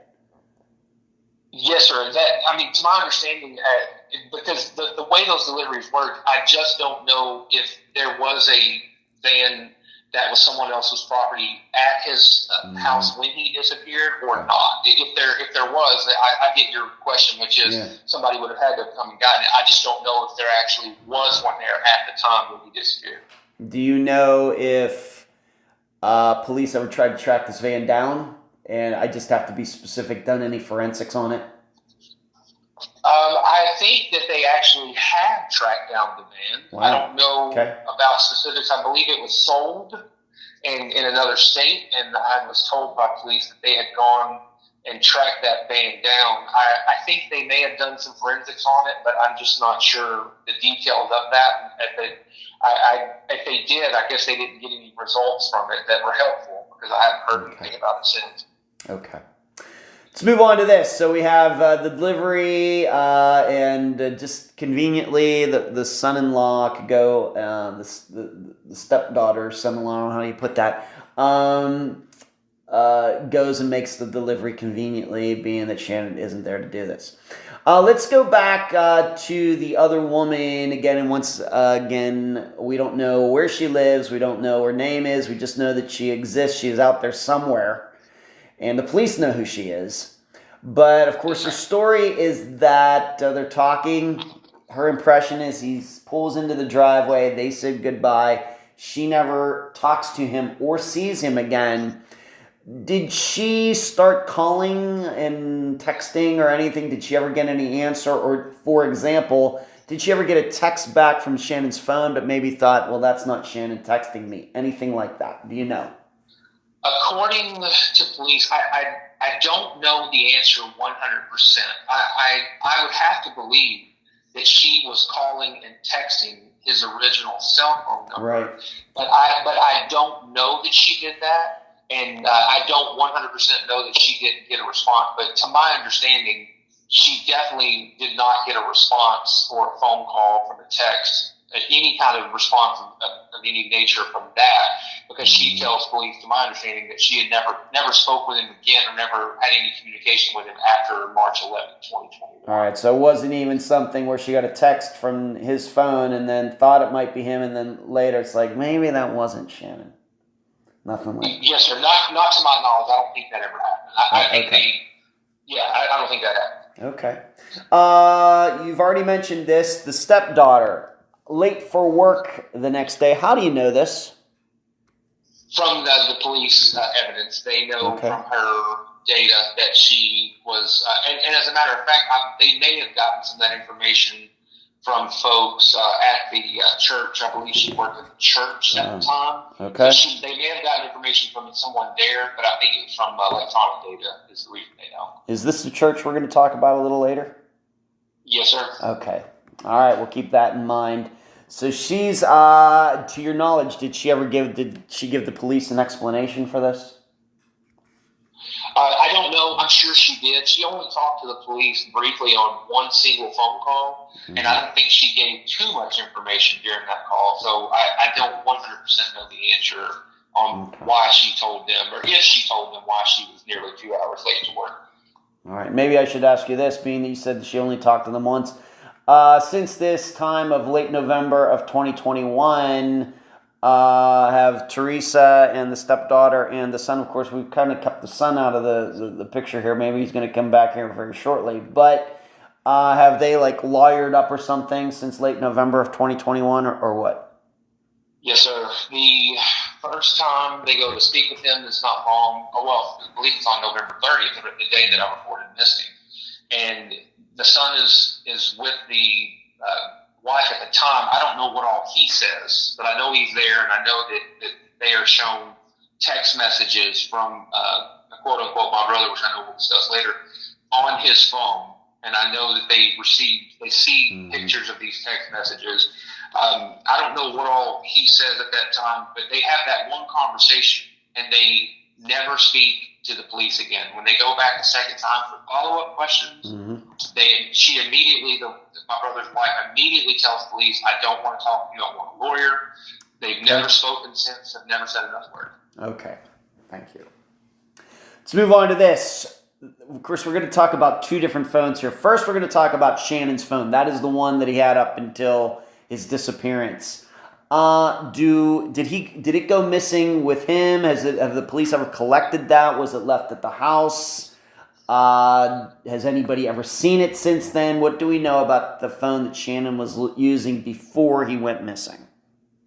According to the police data, they have tracked that phone. They don't have the phone in their possession, to my understanding. Okay. What they do have is how the phone is pinged off the cell tower. They have location data on that phone, and they know exactly where that phone is. They know how many texts and phone calls and things of that nature came out of that phone once he disappeared, which is none.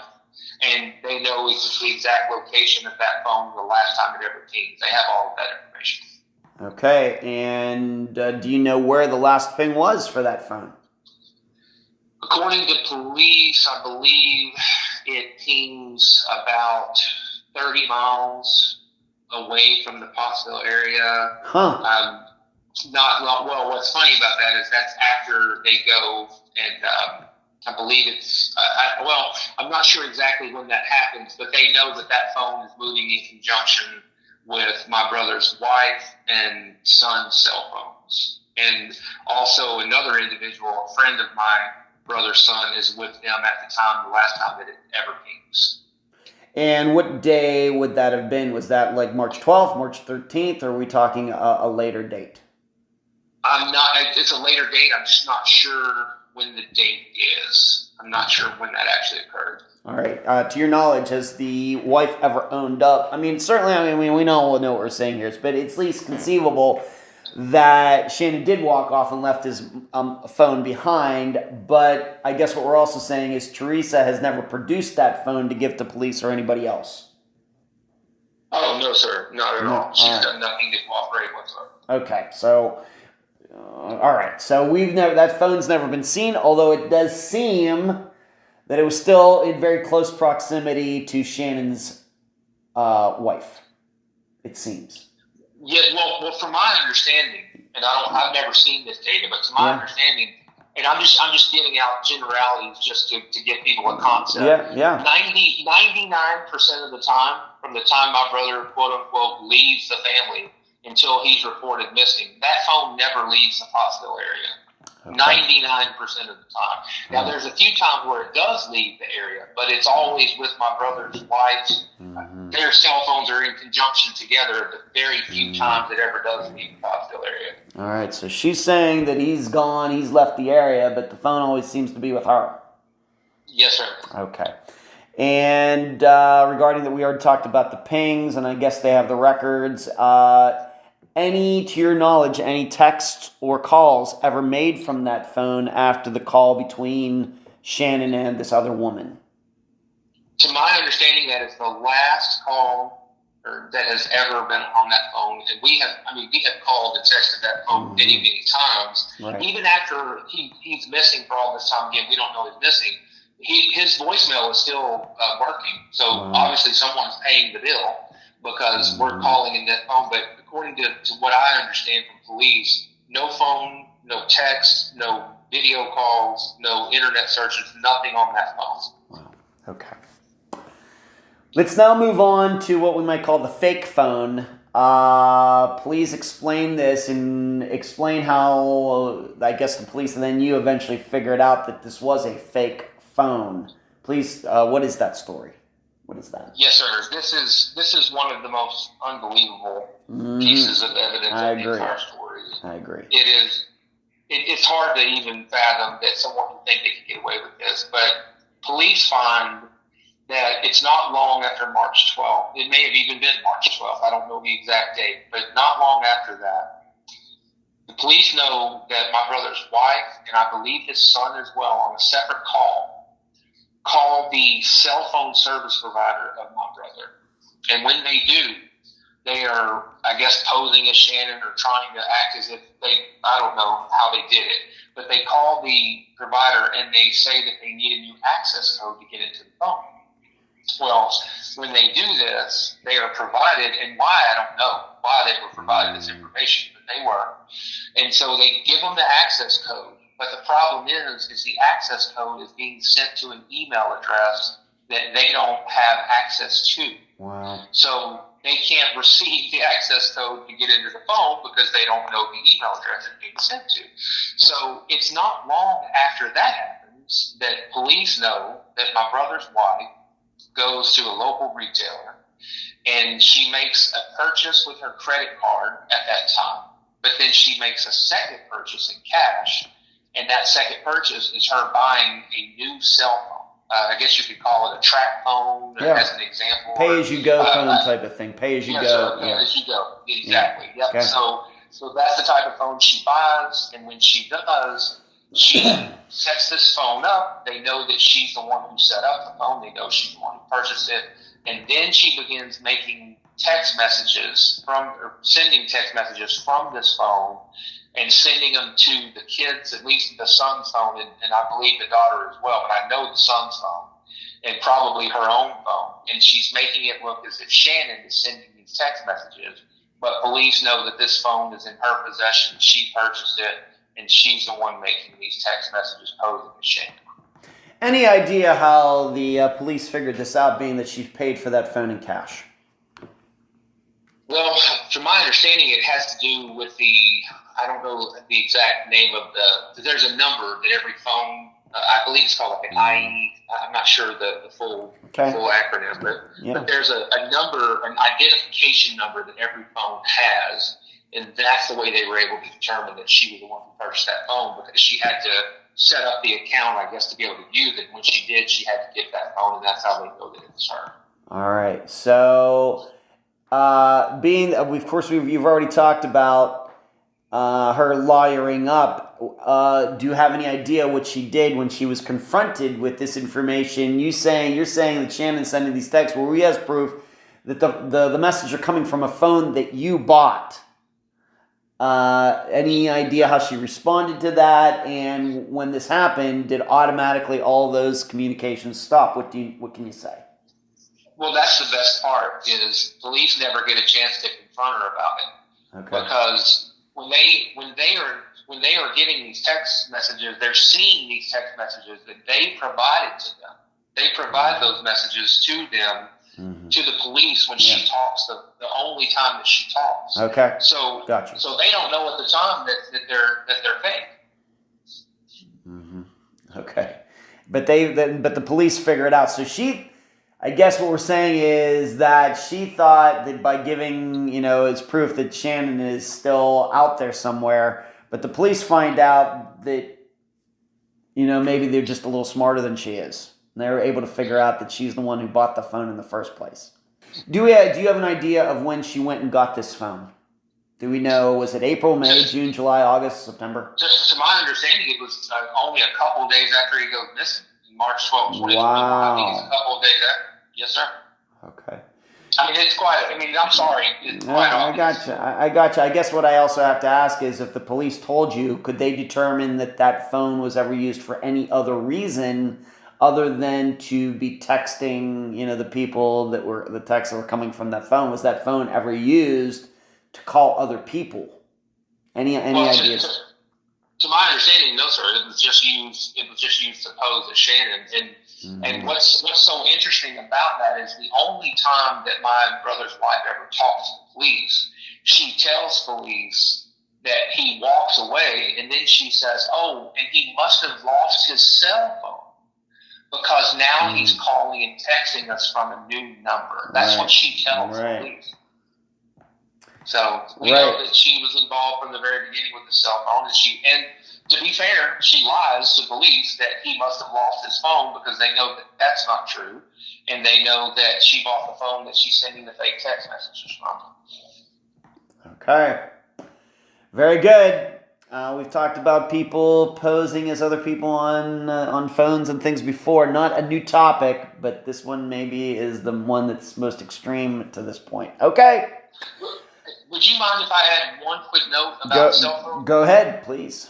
So one thing that really hurts me is we find out later that, we were told something in July of 2021, but we're able to prove later that it's a lie. And here's what that is. It involves the cell phones. Mm-hmm. So at some point, I believe it was July, it may have been May, June, sometime in that time frame, my brother's family comes over to her house. And when they do, my sister, again, is talking to my brother's stepdaughter about the cell phone. And now this idea of the new phone being out there has come out. And I don't know all the specifics about when they told my sister that, but now she's aware. They're telling her about this new phone and a new phone number.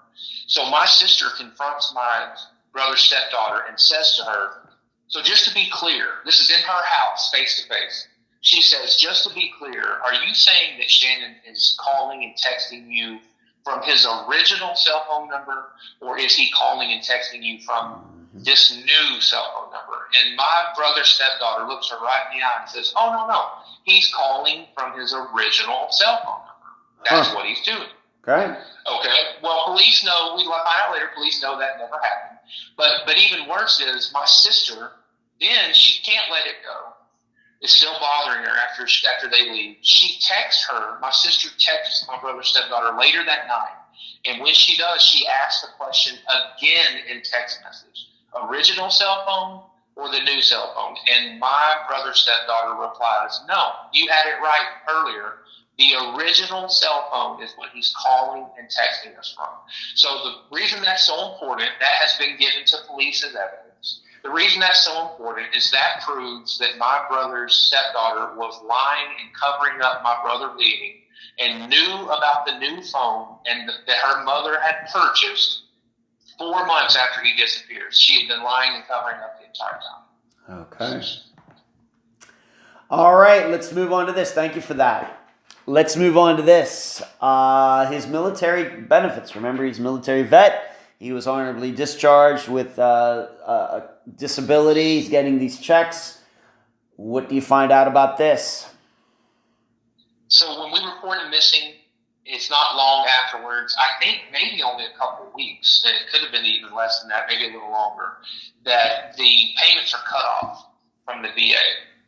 And so we know that my brother's wife and family were collecting that money for almost 9 months, 10 months before we ever reported missing. And that money was coming into a joint bank account.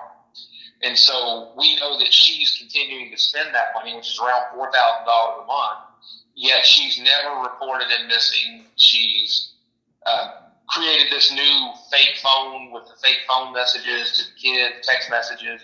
So we know that she never reports any of that money, and the fact that my brother is no longer receiving that money and continues to spend it after he, quote-unquote, leaves the family in March of 2021. What's the legality of that like? Well, to my understanding, there's a current federal investigation that we're hoping will continue forward. We don't know the time frame, but it looks to be that there are fraud charges, specifically fraud, and I don't know all the extent to those different types of charges, but it's fraudulent for her to take that money and not report to anyone that he was not receiving that money. Because even though it was, to my understanding, even though it was a joint bank account, it doesn't matter. That money was designated for my brother, and he wasn't receiving that money. Not one time has he ever had a single financial transaction since before he disappeared on March 12, 2021. All right. No financial transaction. All right, and also there's no proof that she was getting that the money was going into that account and then she was sending it to him wherever he was. No, sir. No proof of anything but her taking that money and spending it. Okay, so your understanding is that is probably illegal, even though it is going, we're not saying necessarily that she was stealing it, but she, as far as we can tell, there is a responsibility if that guy or the person who's supposed to be getting the money is no longer around. It's a responsibility of somebody connected to that account to alert the military that, you know what, this person isn't around anymore, that there's legal responsibility to that. If that's not done, then that could be considered to be fraud. Yes, sir. All right, and so that's ongoing as of the time of us doing this interview on July 15th, 2024. Yes, sir. All right. Once again, how was that discovered? I'm guessing she's not the one who came out and said it. How was this eventually discovered that this was going on? Who raised the flag that, you know what?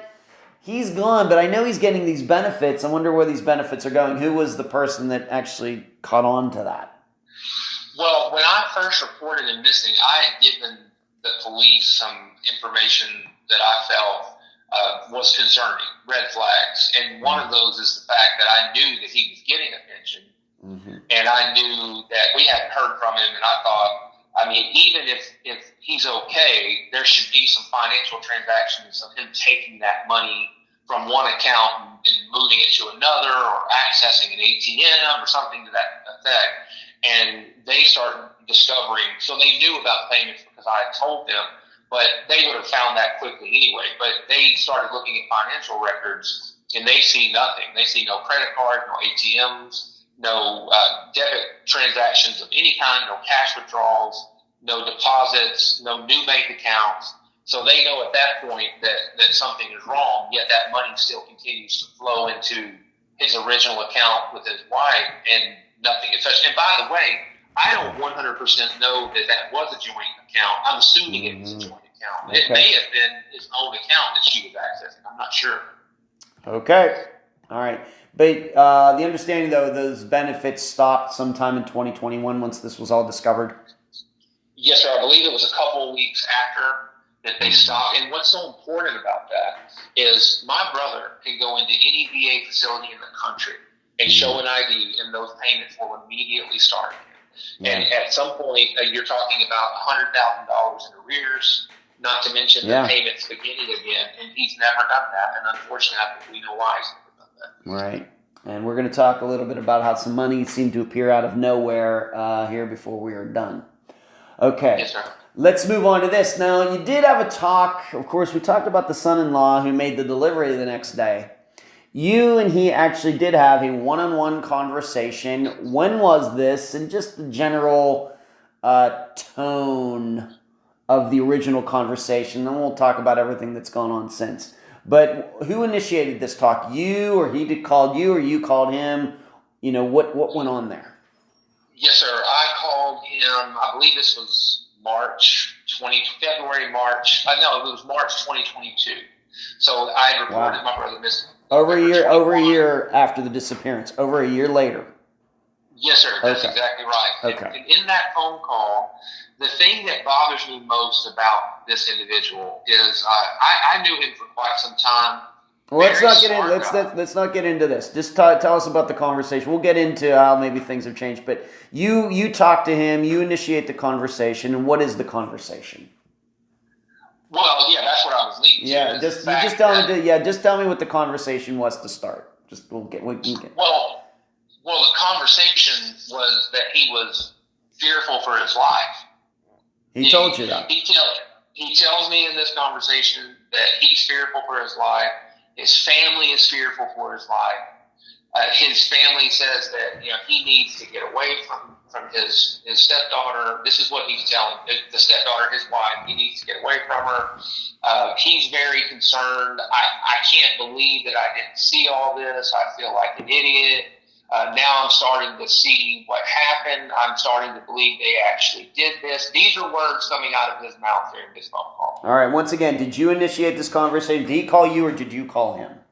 I called him. Okay. I called him. Because, and the reason I called him is because he had a conversation with my sister where he was upset and was accusing us of doing wrong and hurting their family, my brother's wife, stepdaughter, and son, and accusing us of being the problem. So I reached out to him after that interaction he had with her, and that's what sparked the phone call. All right, so he's going on. He's fearful for his life. He's fearful for his family's life, all because of Shannon going missing.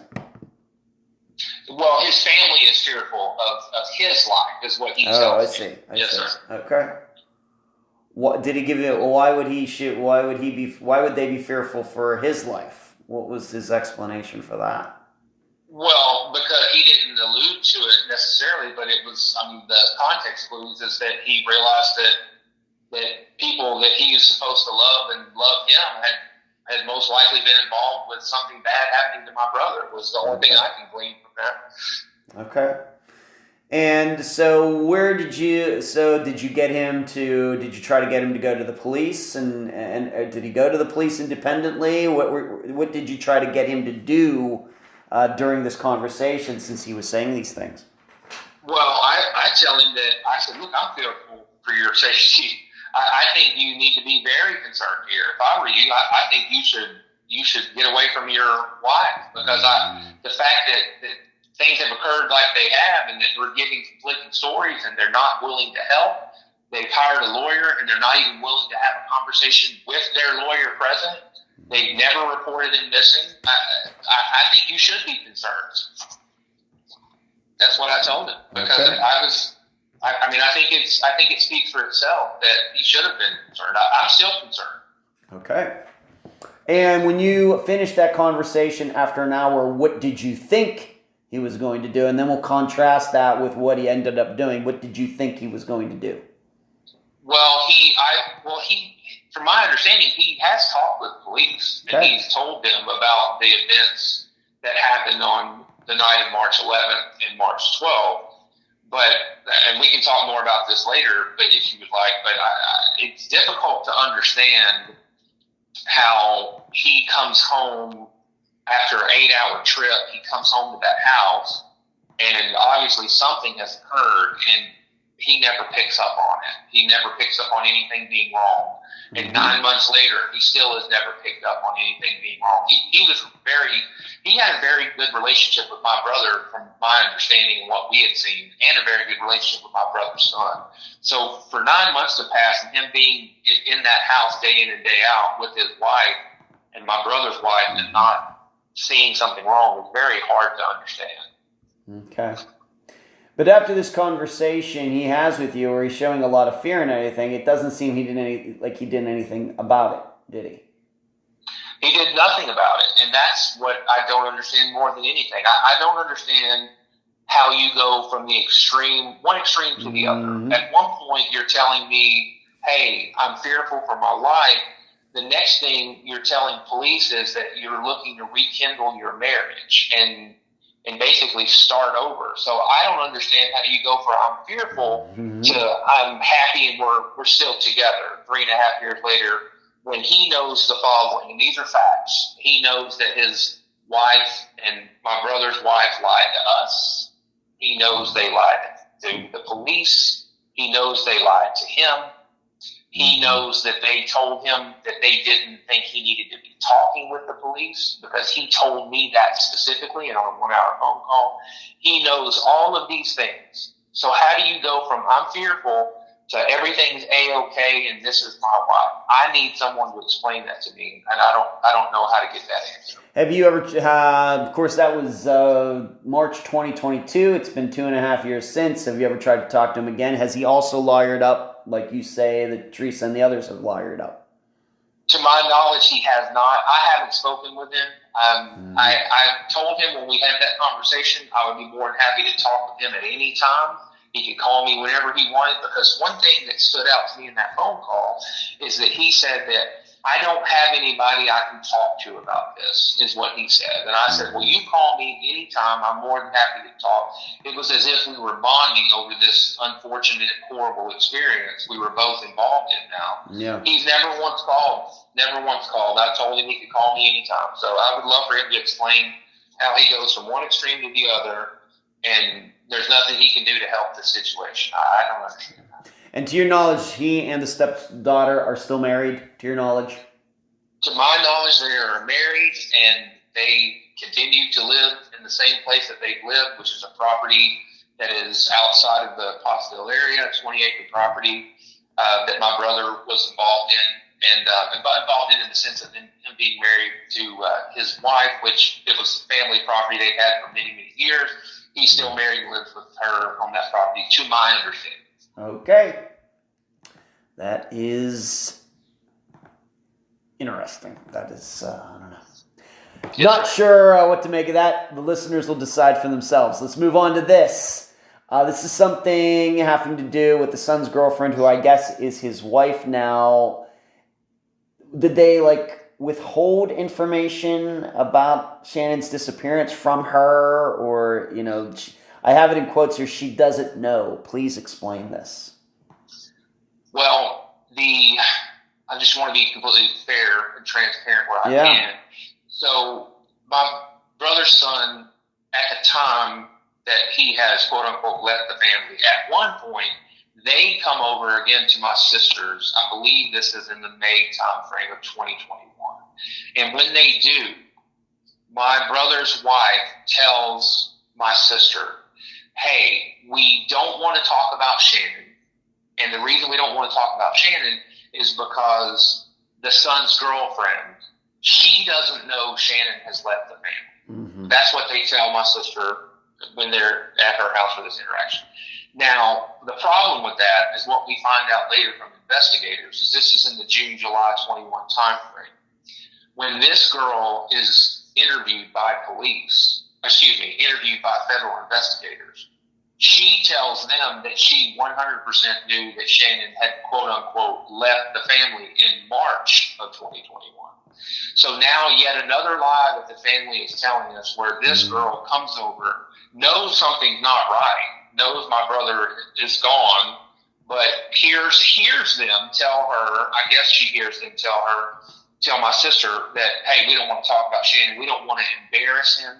And when he comes back home, we don't want to embarrass him, so we don't want to talk about Shannon because she's here. But what we find out later again is we know she knew the entire time he was gone. So, again, yet another person involved in this thing that is lying and not telling the truth, or at least omitting facts to our family when we're interacting with them. All right. And do we know her attitude at all toward this disappearance at all? Do you think, is your impression that she, is just goes along with whatever her now husband and Teresa have said? Well, this is about as sad as the son-in-law.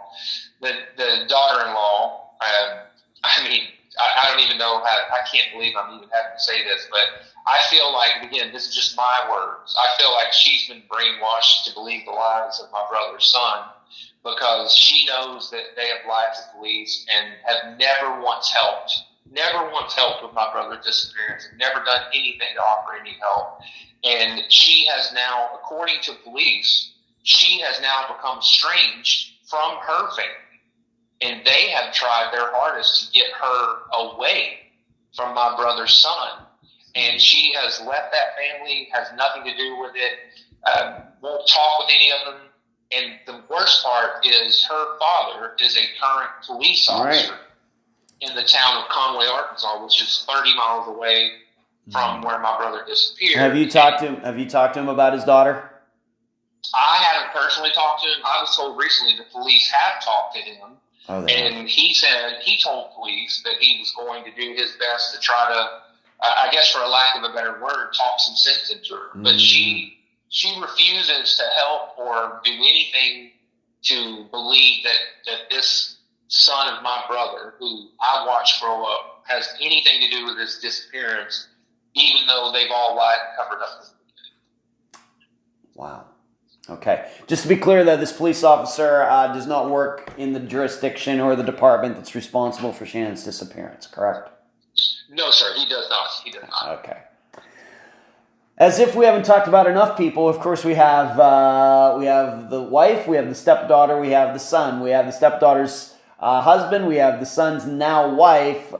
We now have to, of course, we have the other woman that Shannon was saying. We have to add this person into this. This is one of Shannon's son's friends who was seemingly over there the day after the disappearance. What can you say about this? What can you say about this person, this friend? Yes, sir. This is yet another unbelievable part of the story. So, again, I want to be fair. I'm not saying that this individual had anything to do with my brother's disappearance. I'm not saying that he did or didn't. I don't know. But what I do know is police know that this individual, my brother's son's friend, was at the house on March 11th, 2021. And he was at the house the next day on March 12th, 2021. Now, again, I'm not saying he was there while my brother was at the house. I'm just saying he was at that house. They know both of those days. And what makes it even more interesting is that his mother, who we'll talk more about later, is the individual who worked at the church that my brother attended when he disappeared with his family, who helped hide $16,000. So this is the same son of the woman who helped hide the money in the church safe in the office. Right. So what did he say about this day, the next day? Did he see Shannon? He didn't see Shannon? What did he say? According to what I know from police, I don't believe that he tells police that he saw Shannon on either of those days. But I do know that they know he was at the house at some point on both of those days. What's more interesting is, if I'm not mistaken, from police data, they know that the last time the original cell phone of my brother ever pinged was in Conway, Arkansas, as I mentioned. And at that time, my brother's wife, my brother's son, and this friend of my brother's son were together when that cell phone pinged for the last time in Conway, Arkansas. 30 miles away, coincidentally, maybe where the son's girlfriend is from, Conway. Same place. Yes, sir. Yeah, and for the record, I know her. I don't know all her specifics about where she's from and all that. But yeah, sure. where her father does work in Conway. That's right. Yes, wow. Okay. Have you or anybody in your family, did you try to talk one-on-one with this son's friend to see why that was? And what did he have to say? And what does he say now approximately? What age is he now? What? I haven't. Oh, I'm sorry. Go ahead. Anything regarding any of that, regarding what the friend said? The police spoke to him, and is he lawyered up too, or what? So my understanding, I haven't spoken with him. My information from the police is they have spoken with him multiple times, and that he has not gotten a lawyer. But what I've been told by the lead investigator is that he no longer wants to speak with police, which I think is interesting, because if you don't have anything but potentially helpful information, why would you choose not to speak with police? But he's told them, according to them, he doesn't want to speak with them anymore. So that's a little concerning to me. And I also wanted to add one more thing, if you don't mind, about the Conway police. I find this very difficult to understand, but I wanted to mention that my dad reported my brother missing, actually, at some point before I ever did in 2021. Let me rephrase that. He tried to report him missing. So he goes to the Conway police, because he lived in that area, and he tells them the story about my brother. And instead of helping my dad, they just say, and my dad's an elderly person with health issues, instead of trying to help him, they just say, "Oh, we can't help you. You need to go to the jurisdiction where he lives." And they don't pick up the phone. They don't try to call anyone in the Pottsville area where the chief of police. They don't do anything. They just tell him they can't help him, and then he walks away. So I mean, it's important to know, because I know that had been me, and this man had to come in, I would have at least picked up the phone and tried to help him. They chose not to do that. So. I know you're surprised. Maybe I'm just become cynical after almost 8 years of doing this podcast. I'm not surprised by it at all. Fairly common, all over the United States. Doesn't matter if it's Arkansas or anywhere else, or even if it's state police or whatever. But I think if your father had gone in just about anywhere else in the United States, then that same thing probably would have gotten the same response. Not to bring you down, but that's sad. That's kind of where we are with disappearance investigations at this point. All right. So we have there was a previous attempt to report Shannon missing in a different jurisdiction, and they didn't want to do anything. But just getting back to the son's friend, we're not saying the son's friend is lawyered up. All we're saying is he just doesn't want to talk anymore. Yes, sir. That's what police have told me. And you would think somebody who is involved in that church, which, by the way, at one point he either worked at the church when my brother disappeared, or still does, along with his mother, you would think that he would want to help any way that he could for a long-time church member missing veteran. But that's what we've been told. That's not the way it's going. Okay. Moving on to this. You already mentioned it's $16,000. Going into a church fund, and the pastor somehow forgot about it. How did you find out about this? And is this just a story, or is there some sort of connection between Shannon's disappearance and this, or is this just maybe just a hiding of money story? Well, this is an unbelievable story, and every time I think about it, it saddens me that this could even happen. But so my police tell me that my brother's wife at some point goes to the church with $16,000 in cash. And I want to preface by saying I believe this was not long after they go and visit her for the first time on November 30th, 2021. I believe right after that is when this occurs. But I don't know the specifics on the date. But she goes to the church, and she goes to her friend who works at the church, the mother of the son that we were just discussing. And when she does, she gives her the $16,000 and asks her to hide it in the safe at the church office. And so I don't know where this money comes from. I don't know if it was money she was hoarding from my brother's pension payments. I don't know where she gets it. But I know that this money is sitting in the safe. The woman has allowed my brother's wife to do that, but she's friends with her. And so the next thing you know, I don't know how long that money is there, but when the police go and start the investigation, they go, and I know they talk to, I believe, this woman as well as the pastor. And when they talk to the pastor, he tells the story of the anonymous prayer request is how it starts. So they go and talk to him the first time. The background on that is, I'll give you the quick version. Yeah. I put in an anonymous prayer request in August of 2021, letting the church know that my brother, we haven't heard from him in many months, and we're concerned, we're asking for prayers. So that's in August of 2021. Okay. Fast forward to after he's reported missing, they go and they speak with the pastor. And when they do, he tells them that when he gets word about the prayer request, he goes and speaks to my brother's stepdaughter. And he tells police something to the effect that she says something like, oh, he just needs some time for himself, and that's why he hasn't been to church, something along those lines. And so fast forward again to him being reported missing in November of 2021. This is August when she tells the pastor that. He never puts together, well, maybe something's wrong. He's now being reported missing. Maybe I should call the police. Okay, fine. I'm giving him the benefit of the doubt. No problem. All right. Well, so when they're interviewing him, he tells them this. He never tells them about the $16,000. And you think, okay, benefit of the doubt, maybe he doesn't know about the $16,000. Fine. All right. Well, fast forward to a second time they go and talk to the pastor again. And when they talk to him the second time, investigators, and for some reason I don't know why they told him, but they did, they tell him they know about the $16,000. And when they tell him this, he then admits that he knew about the money. Huh. So he never tells them in the first interview that he knows about the money. He never tells them in the second interview until they tell him. So then when the investigator says, well, why did you not tell us about the money? He then tells them, and this is directly from the lead investigator. Okay. He tells them it must have just slipped my mind.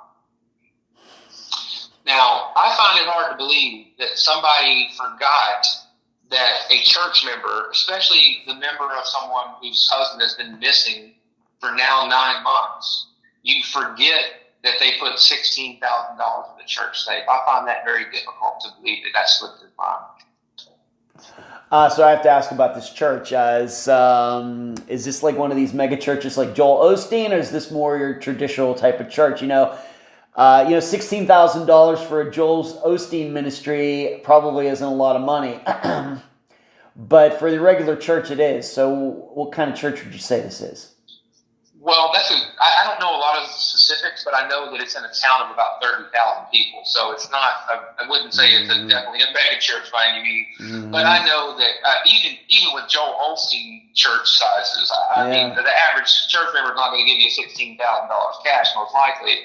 Mm-hmm. But I find it interesting. But what concerns me the most is that the lead investigator tells me that he believes him when he says it must have just slipped his mind. That's what concerns me more than anything. I agree. Why do you think your prayer request was rejected? Well, that is the question that we're trying to get answers to and don't know why. And so just to give a little background on that, we had one of our Facebook followers, part of our community, that I like to call it our community we're building. And this individual, and by the way, this is on my Facebook page. You can see the prayer request that was deleted. So this is 100% factual. This individual goes and makes the prayer request during a live sermon on Sunday, I believe it was June 23rd, 2024.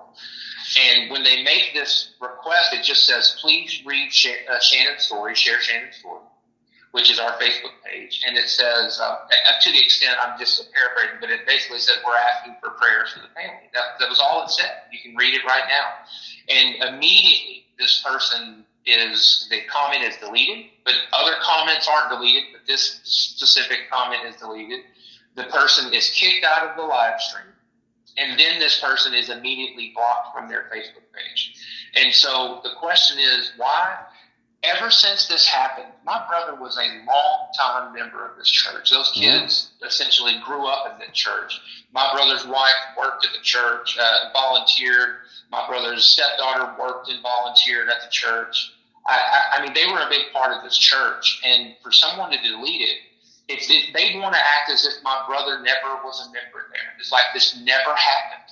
And I don't understand it. And what concerns me more is we found that there are now some significant bias and conflicts of interest that have occurred involving this church and the police. And I don't know if we're ever going to get the answer to why they deleted this Facebook prayer request. I don't know.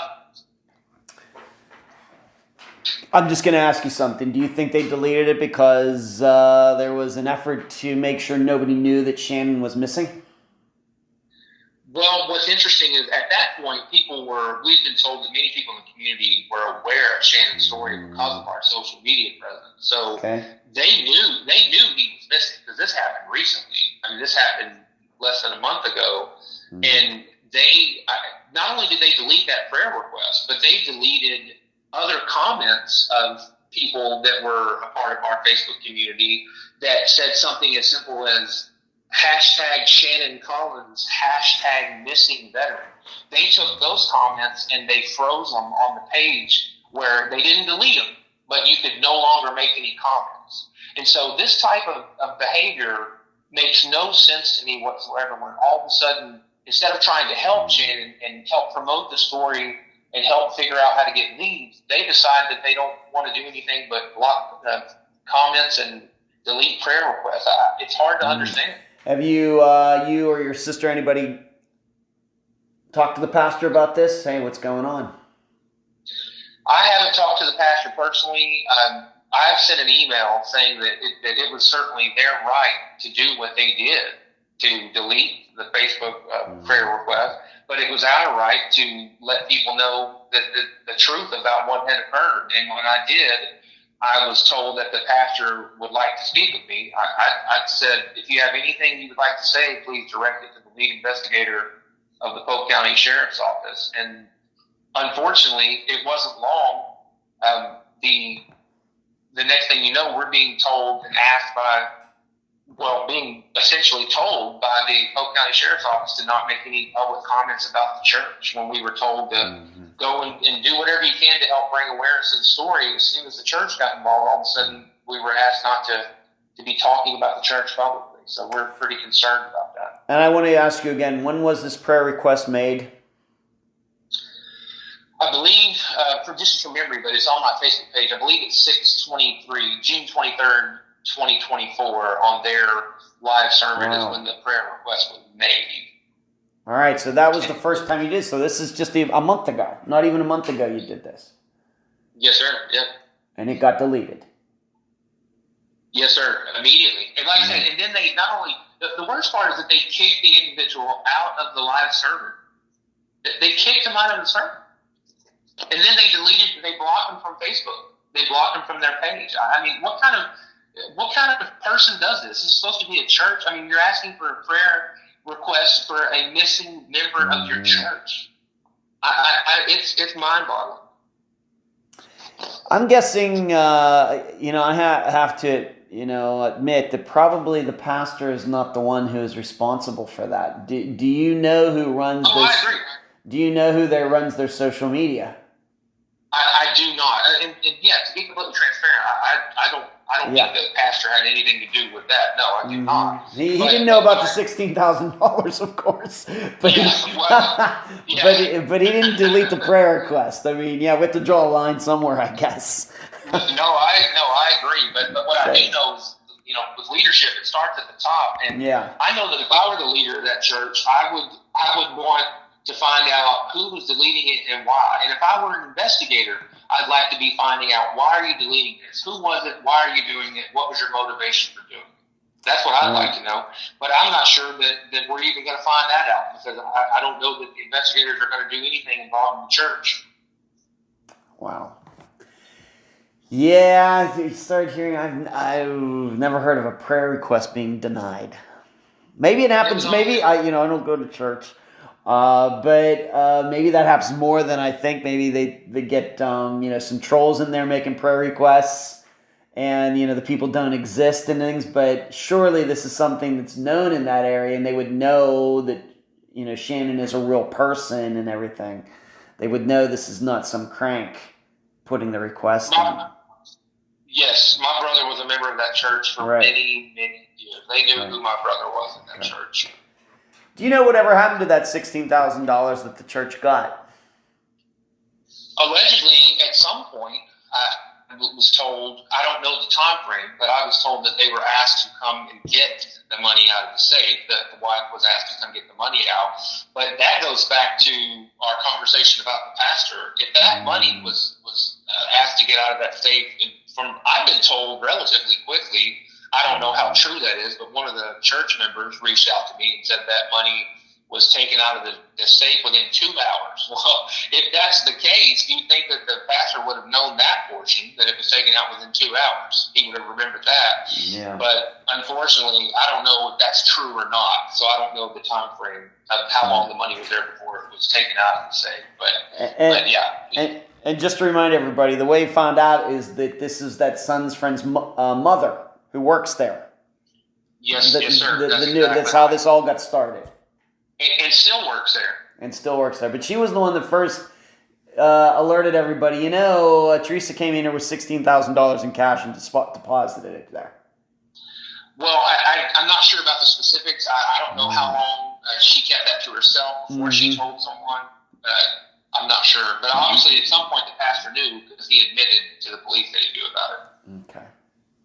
By the way, would you mind if I just quickly read the quick prayer request? Go ahead. Please. No, go ahead and read that. But I want to come back to this money just for a moment. But you read the prayer request right now. Sure.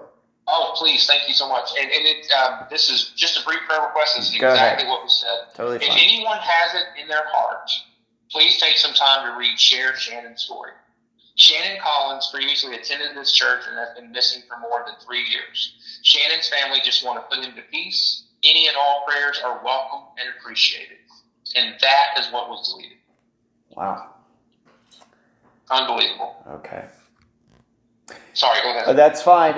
Going back to the $16,000, I just want to make sure everybody in the audience is clear. How did you find out about the $16,000 deposit in the first place? How did you find that out in the first place? I was told that directly from the police, that when they interviewed with the individuals at the church, I'm not sure if it was from the woman that we're discussing or the pastor, but I was told directly from the lead investigator about the money at the church.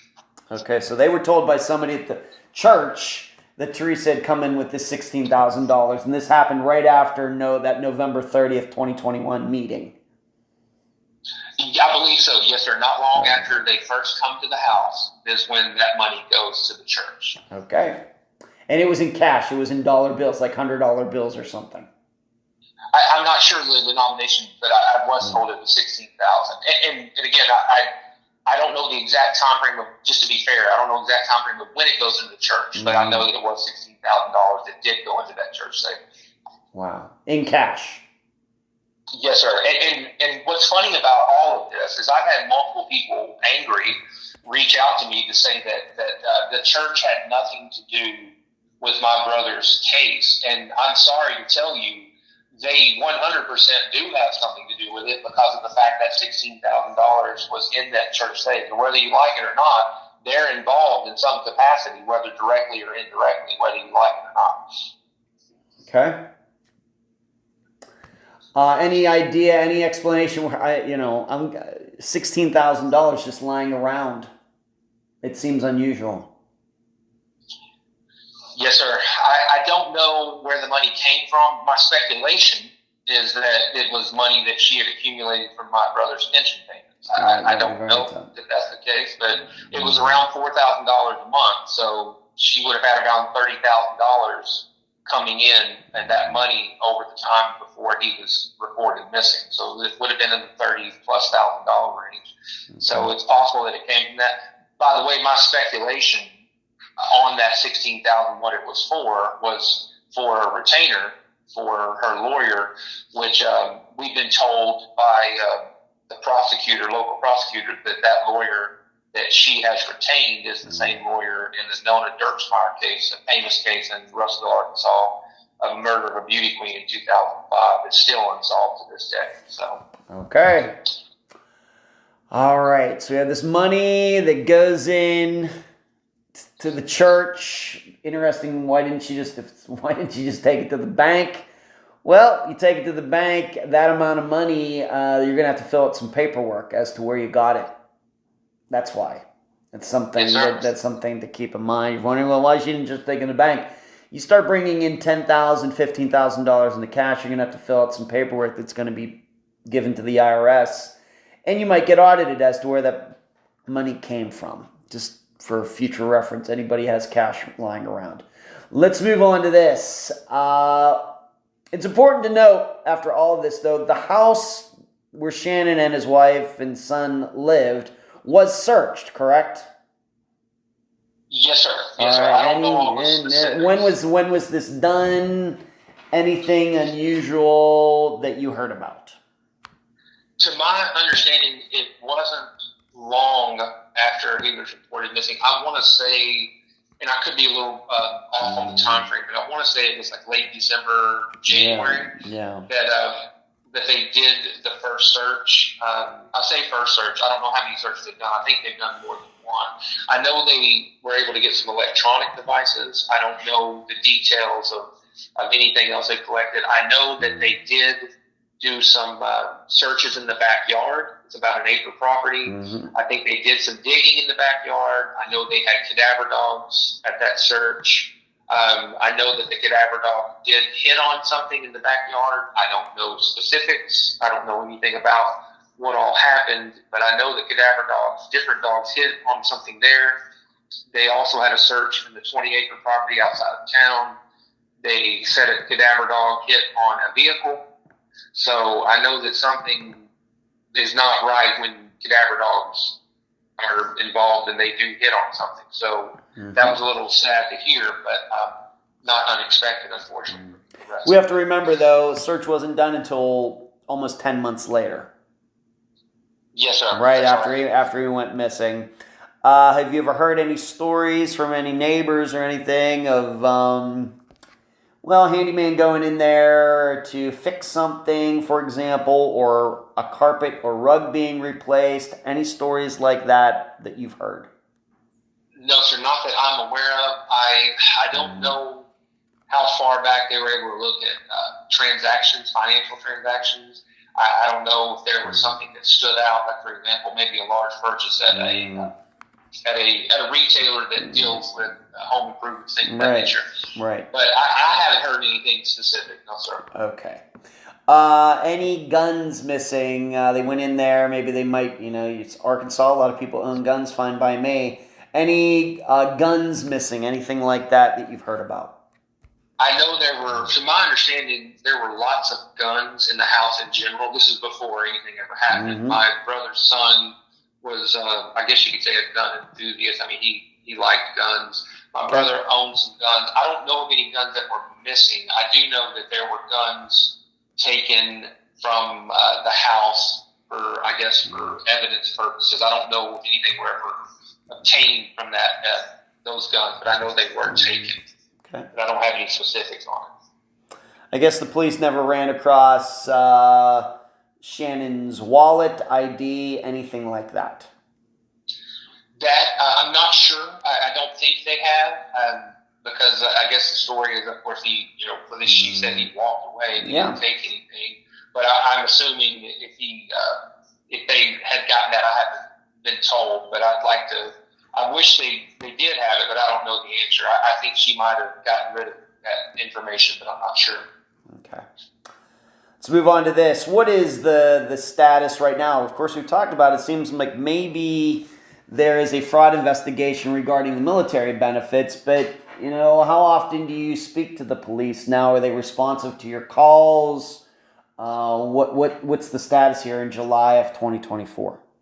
Well, unfortunately, it's not good. And what I mean by that is that goes back to the mention of bias earlier. And like I said, all I've ever tried to do would be transparent in everything we've ever put on the Facebook page.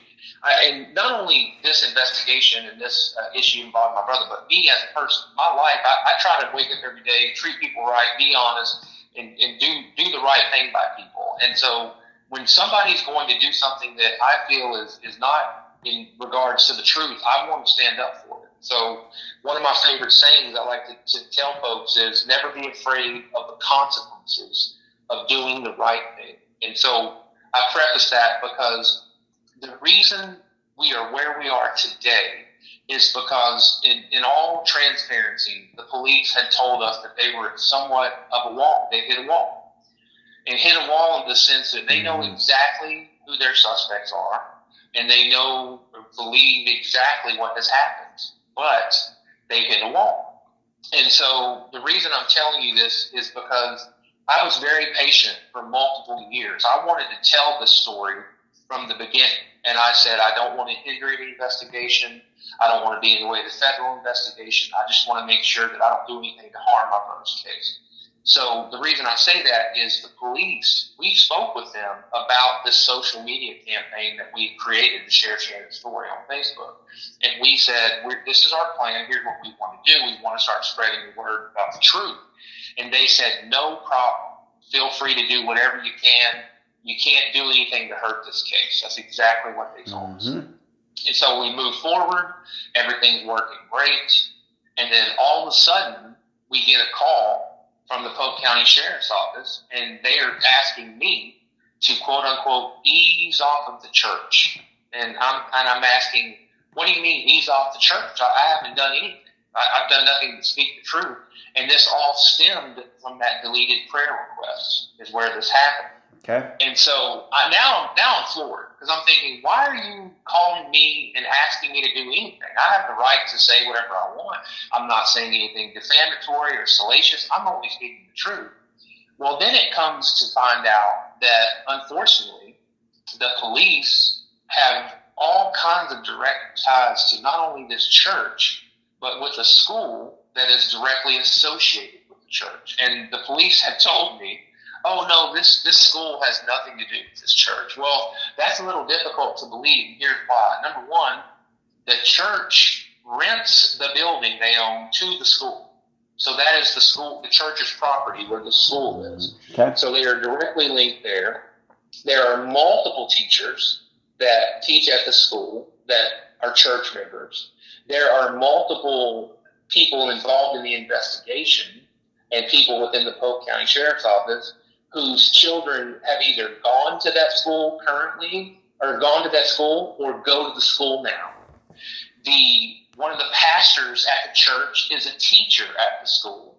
So to say that they don't have any connection or association is absolutely ridiculous. And the best one is when my brother's stepdaughter leaves the church, because by the way, the church asked them to leave the church at some point, I was told, because of the issue with my brother. My brother's stepdaughter worked in some capacity at the church with children.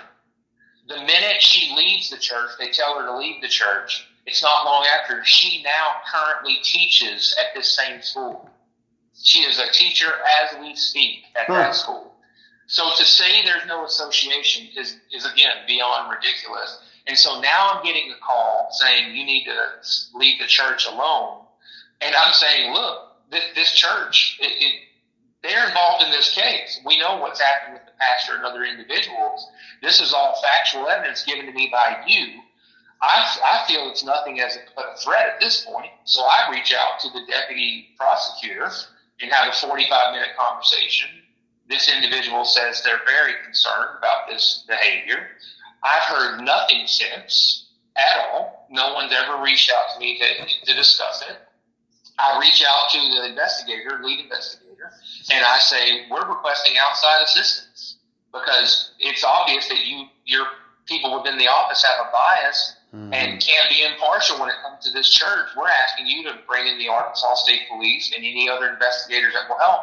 That was July 2nd. I've heard nothing since. Not a word. 2 weeks ago. So this is the type of individual. Yes, sir. And so I'm reaching out to other individuals, trying to see other state entities to see if we can help, because by state law, the only person that can bring in additional investigators is the agency that has the case.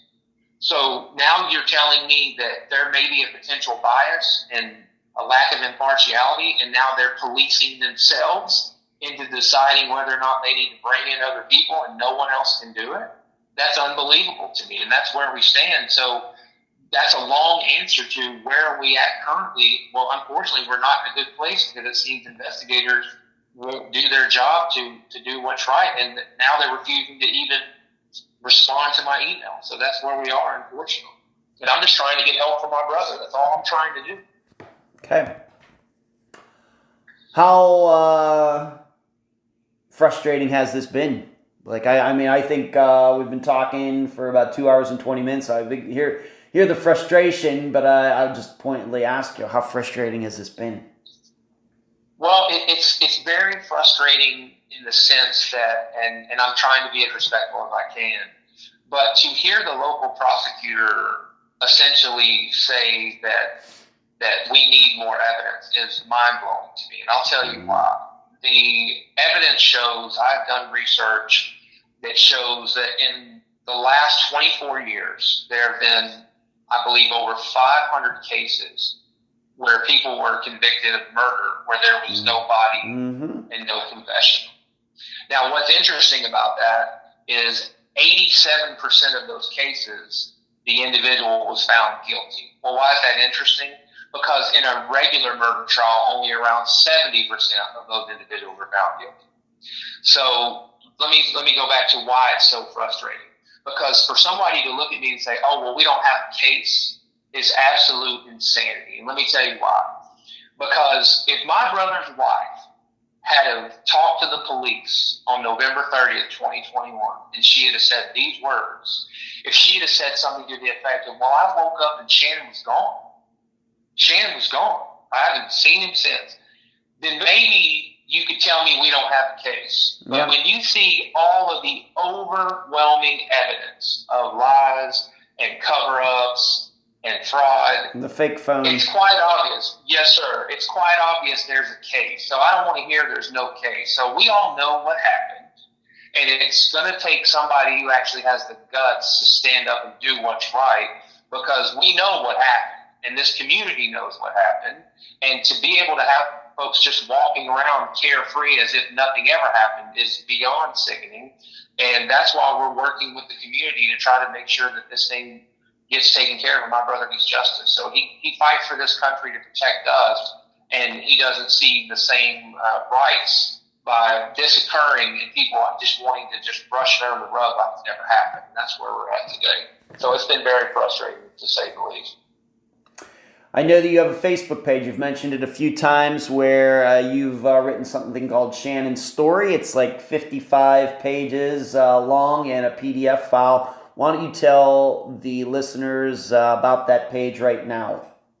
Yes, sir. Thank you very much for mentioning that. So the reason I wanted to just be clear, that the reason I wrote the story is, well, really for two main reasons. And I wrote the condensed and the full version because I wanted everyone to know, number one, why it took so long for us to report it missing. I mean, on the outside looking in, you think, man, didn't somebody see something? Something wasn't right. Well, first of all, I'm living 600 miles away, so I'm on the outside looking in as well, in a sense. But you don't expect somebody who's supposed to love your brother more than anybody, kids you watch grow up, you don't expect them to lie to your face and cover up for months and months. So number one, I wanted people to know why it took so long to report him missing. And then I wanted everyone to know the absolute truth on what happened to my brother. Because we find out now that my brother's family has not only lied to us, but they've lied to police, and they've lied to their church, and they've lied to their community. And I wanted people to know the exact reason of what happened and let people come to their own conclusions of what happened and see what we could do to help bring some justice to my brother. But that's the reason that I wrote the story, and that I hope I can share this with everyone in this country and beyond so they can know the truth about what happened. What is the name of the page, please? So the page is Share Shannon's Story on Facebook, and we are working to try to increase the social media presence, but that's our main focus right now, is Share Shannon's Story, and we have been grateful enough to have folks in our community that have been willing to offer suggestions and help. And one of the things they've done is, for your podcast, for example, Unfound, many people reached out and said, this is somebody that does an amazing job. you need to reach out to them and see if they can help shed some light on the truth. And so that's exactly what we've done. But we're continuing to work with those folks, taking all suggestions. And I feel like we're really building a community here, because I told someone the other day that at first I felt like I'm starting this because I wanted justice for my brother. But I feel like the longer this goes, the more I feel like the community, it's our brother that's missing and that needs to come home. So I'm grateful to everybody, and can't thank everybody enough for the support and the continued support. So, and I appreciate you allowing us to talk about the page as well. Very welcome. Once again, it's called Share Shannon's Story on Facebook. Blake, any final words before we complete this interview? Well, again, I just want to say thank you so much to you and your willingness to help share the story. I cannot tell you how grateful we are. I can't tell you how grateful we are to all the community who continues to help us, and we're going to need a lot of help moving forward. And I'm just going to do everything in my power to keep this hope alive, that we can get some justice for Shannon. And again, I just want to thank all of you. I can't thank you enough for your support and all of the help. I greatly appreciate it, and I know my family does as well. Blake, thank you for appearing on this episode of Unfound. Thank you, sir. You're welcome. And that was my July 15th, 2024 interview with Blake, brother of Shannon Collins. I thank him for joining me and all of you on this episode.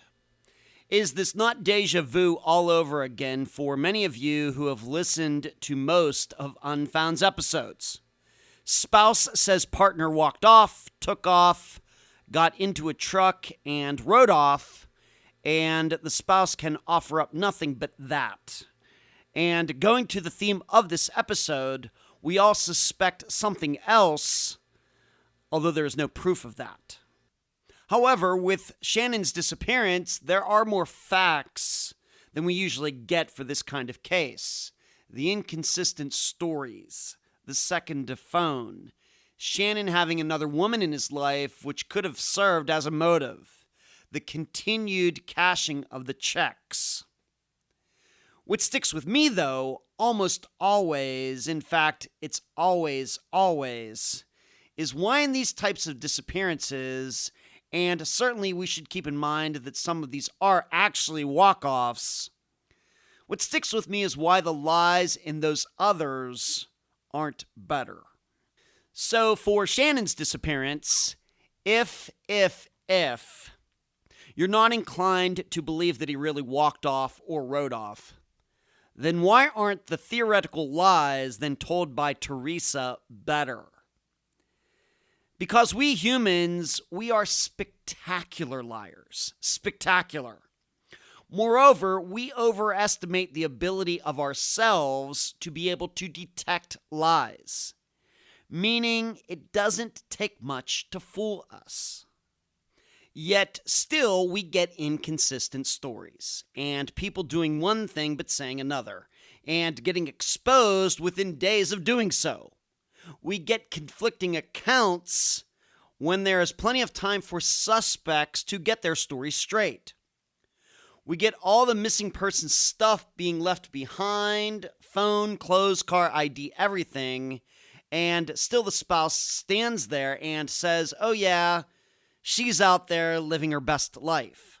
Seriously. And I'm really not trying to help the future types of these people get away with whatever they've done, but why doesn't the spouse who is still around, having all the time in the world, get rid of the car, the possessions, the phone, the clothes, all of it, then say, yeah, she left me, packed up her stuff, and drove off? Why don't they do this? Would this story not be the most believable of all? I really don't understand why they don't do this. Maybe my power of intuition is not powerful enough. If you'd like to hear and read more of my in-depth analysis into the disappearance of Shannon Collins, please go to patreon.com/Unfound Podcast, sign up for $2 a month, and partake in the Unfound blog. Until then, I leave the public theorizing up to you. And that's the program. Right now, while you are in your podcast platform, Spotify, YouTube, iTunes, wherever, give Unfound a 5-star review, a thumbs up, whatever that platform allows. I thank you for listening. I'm Ed Densel, and you've just finished this episode of Unfound.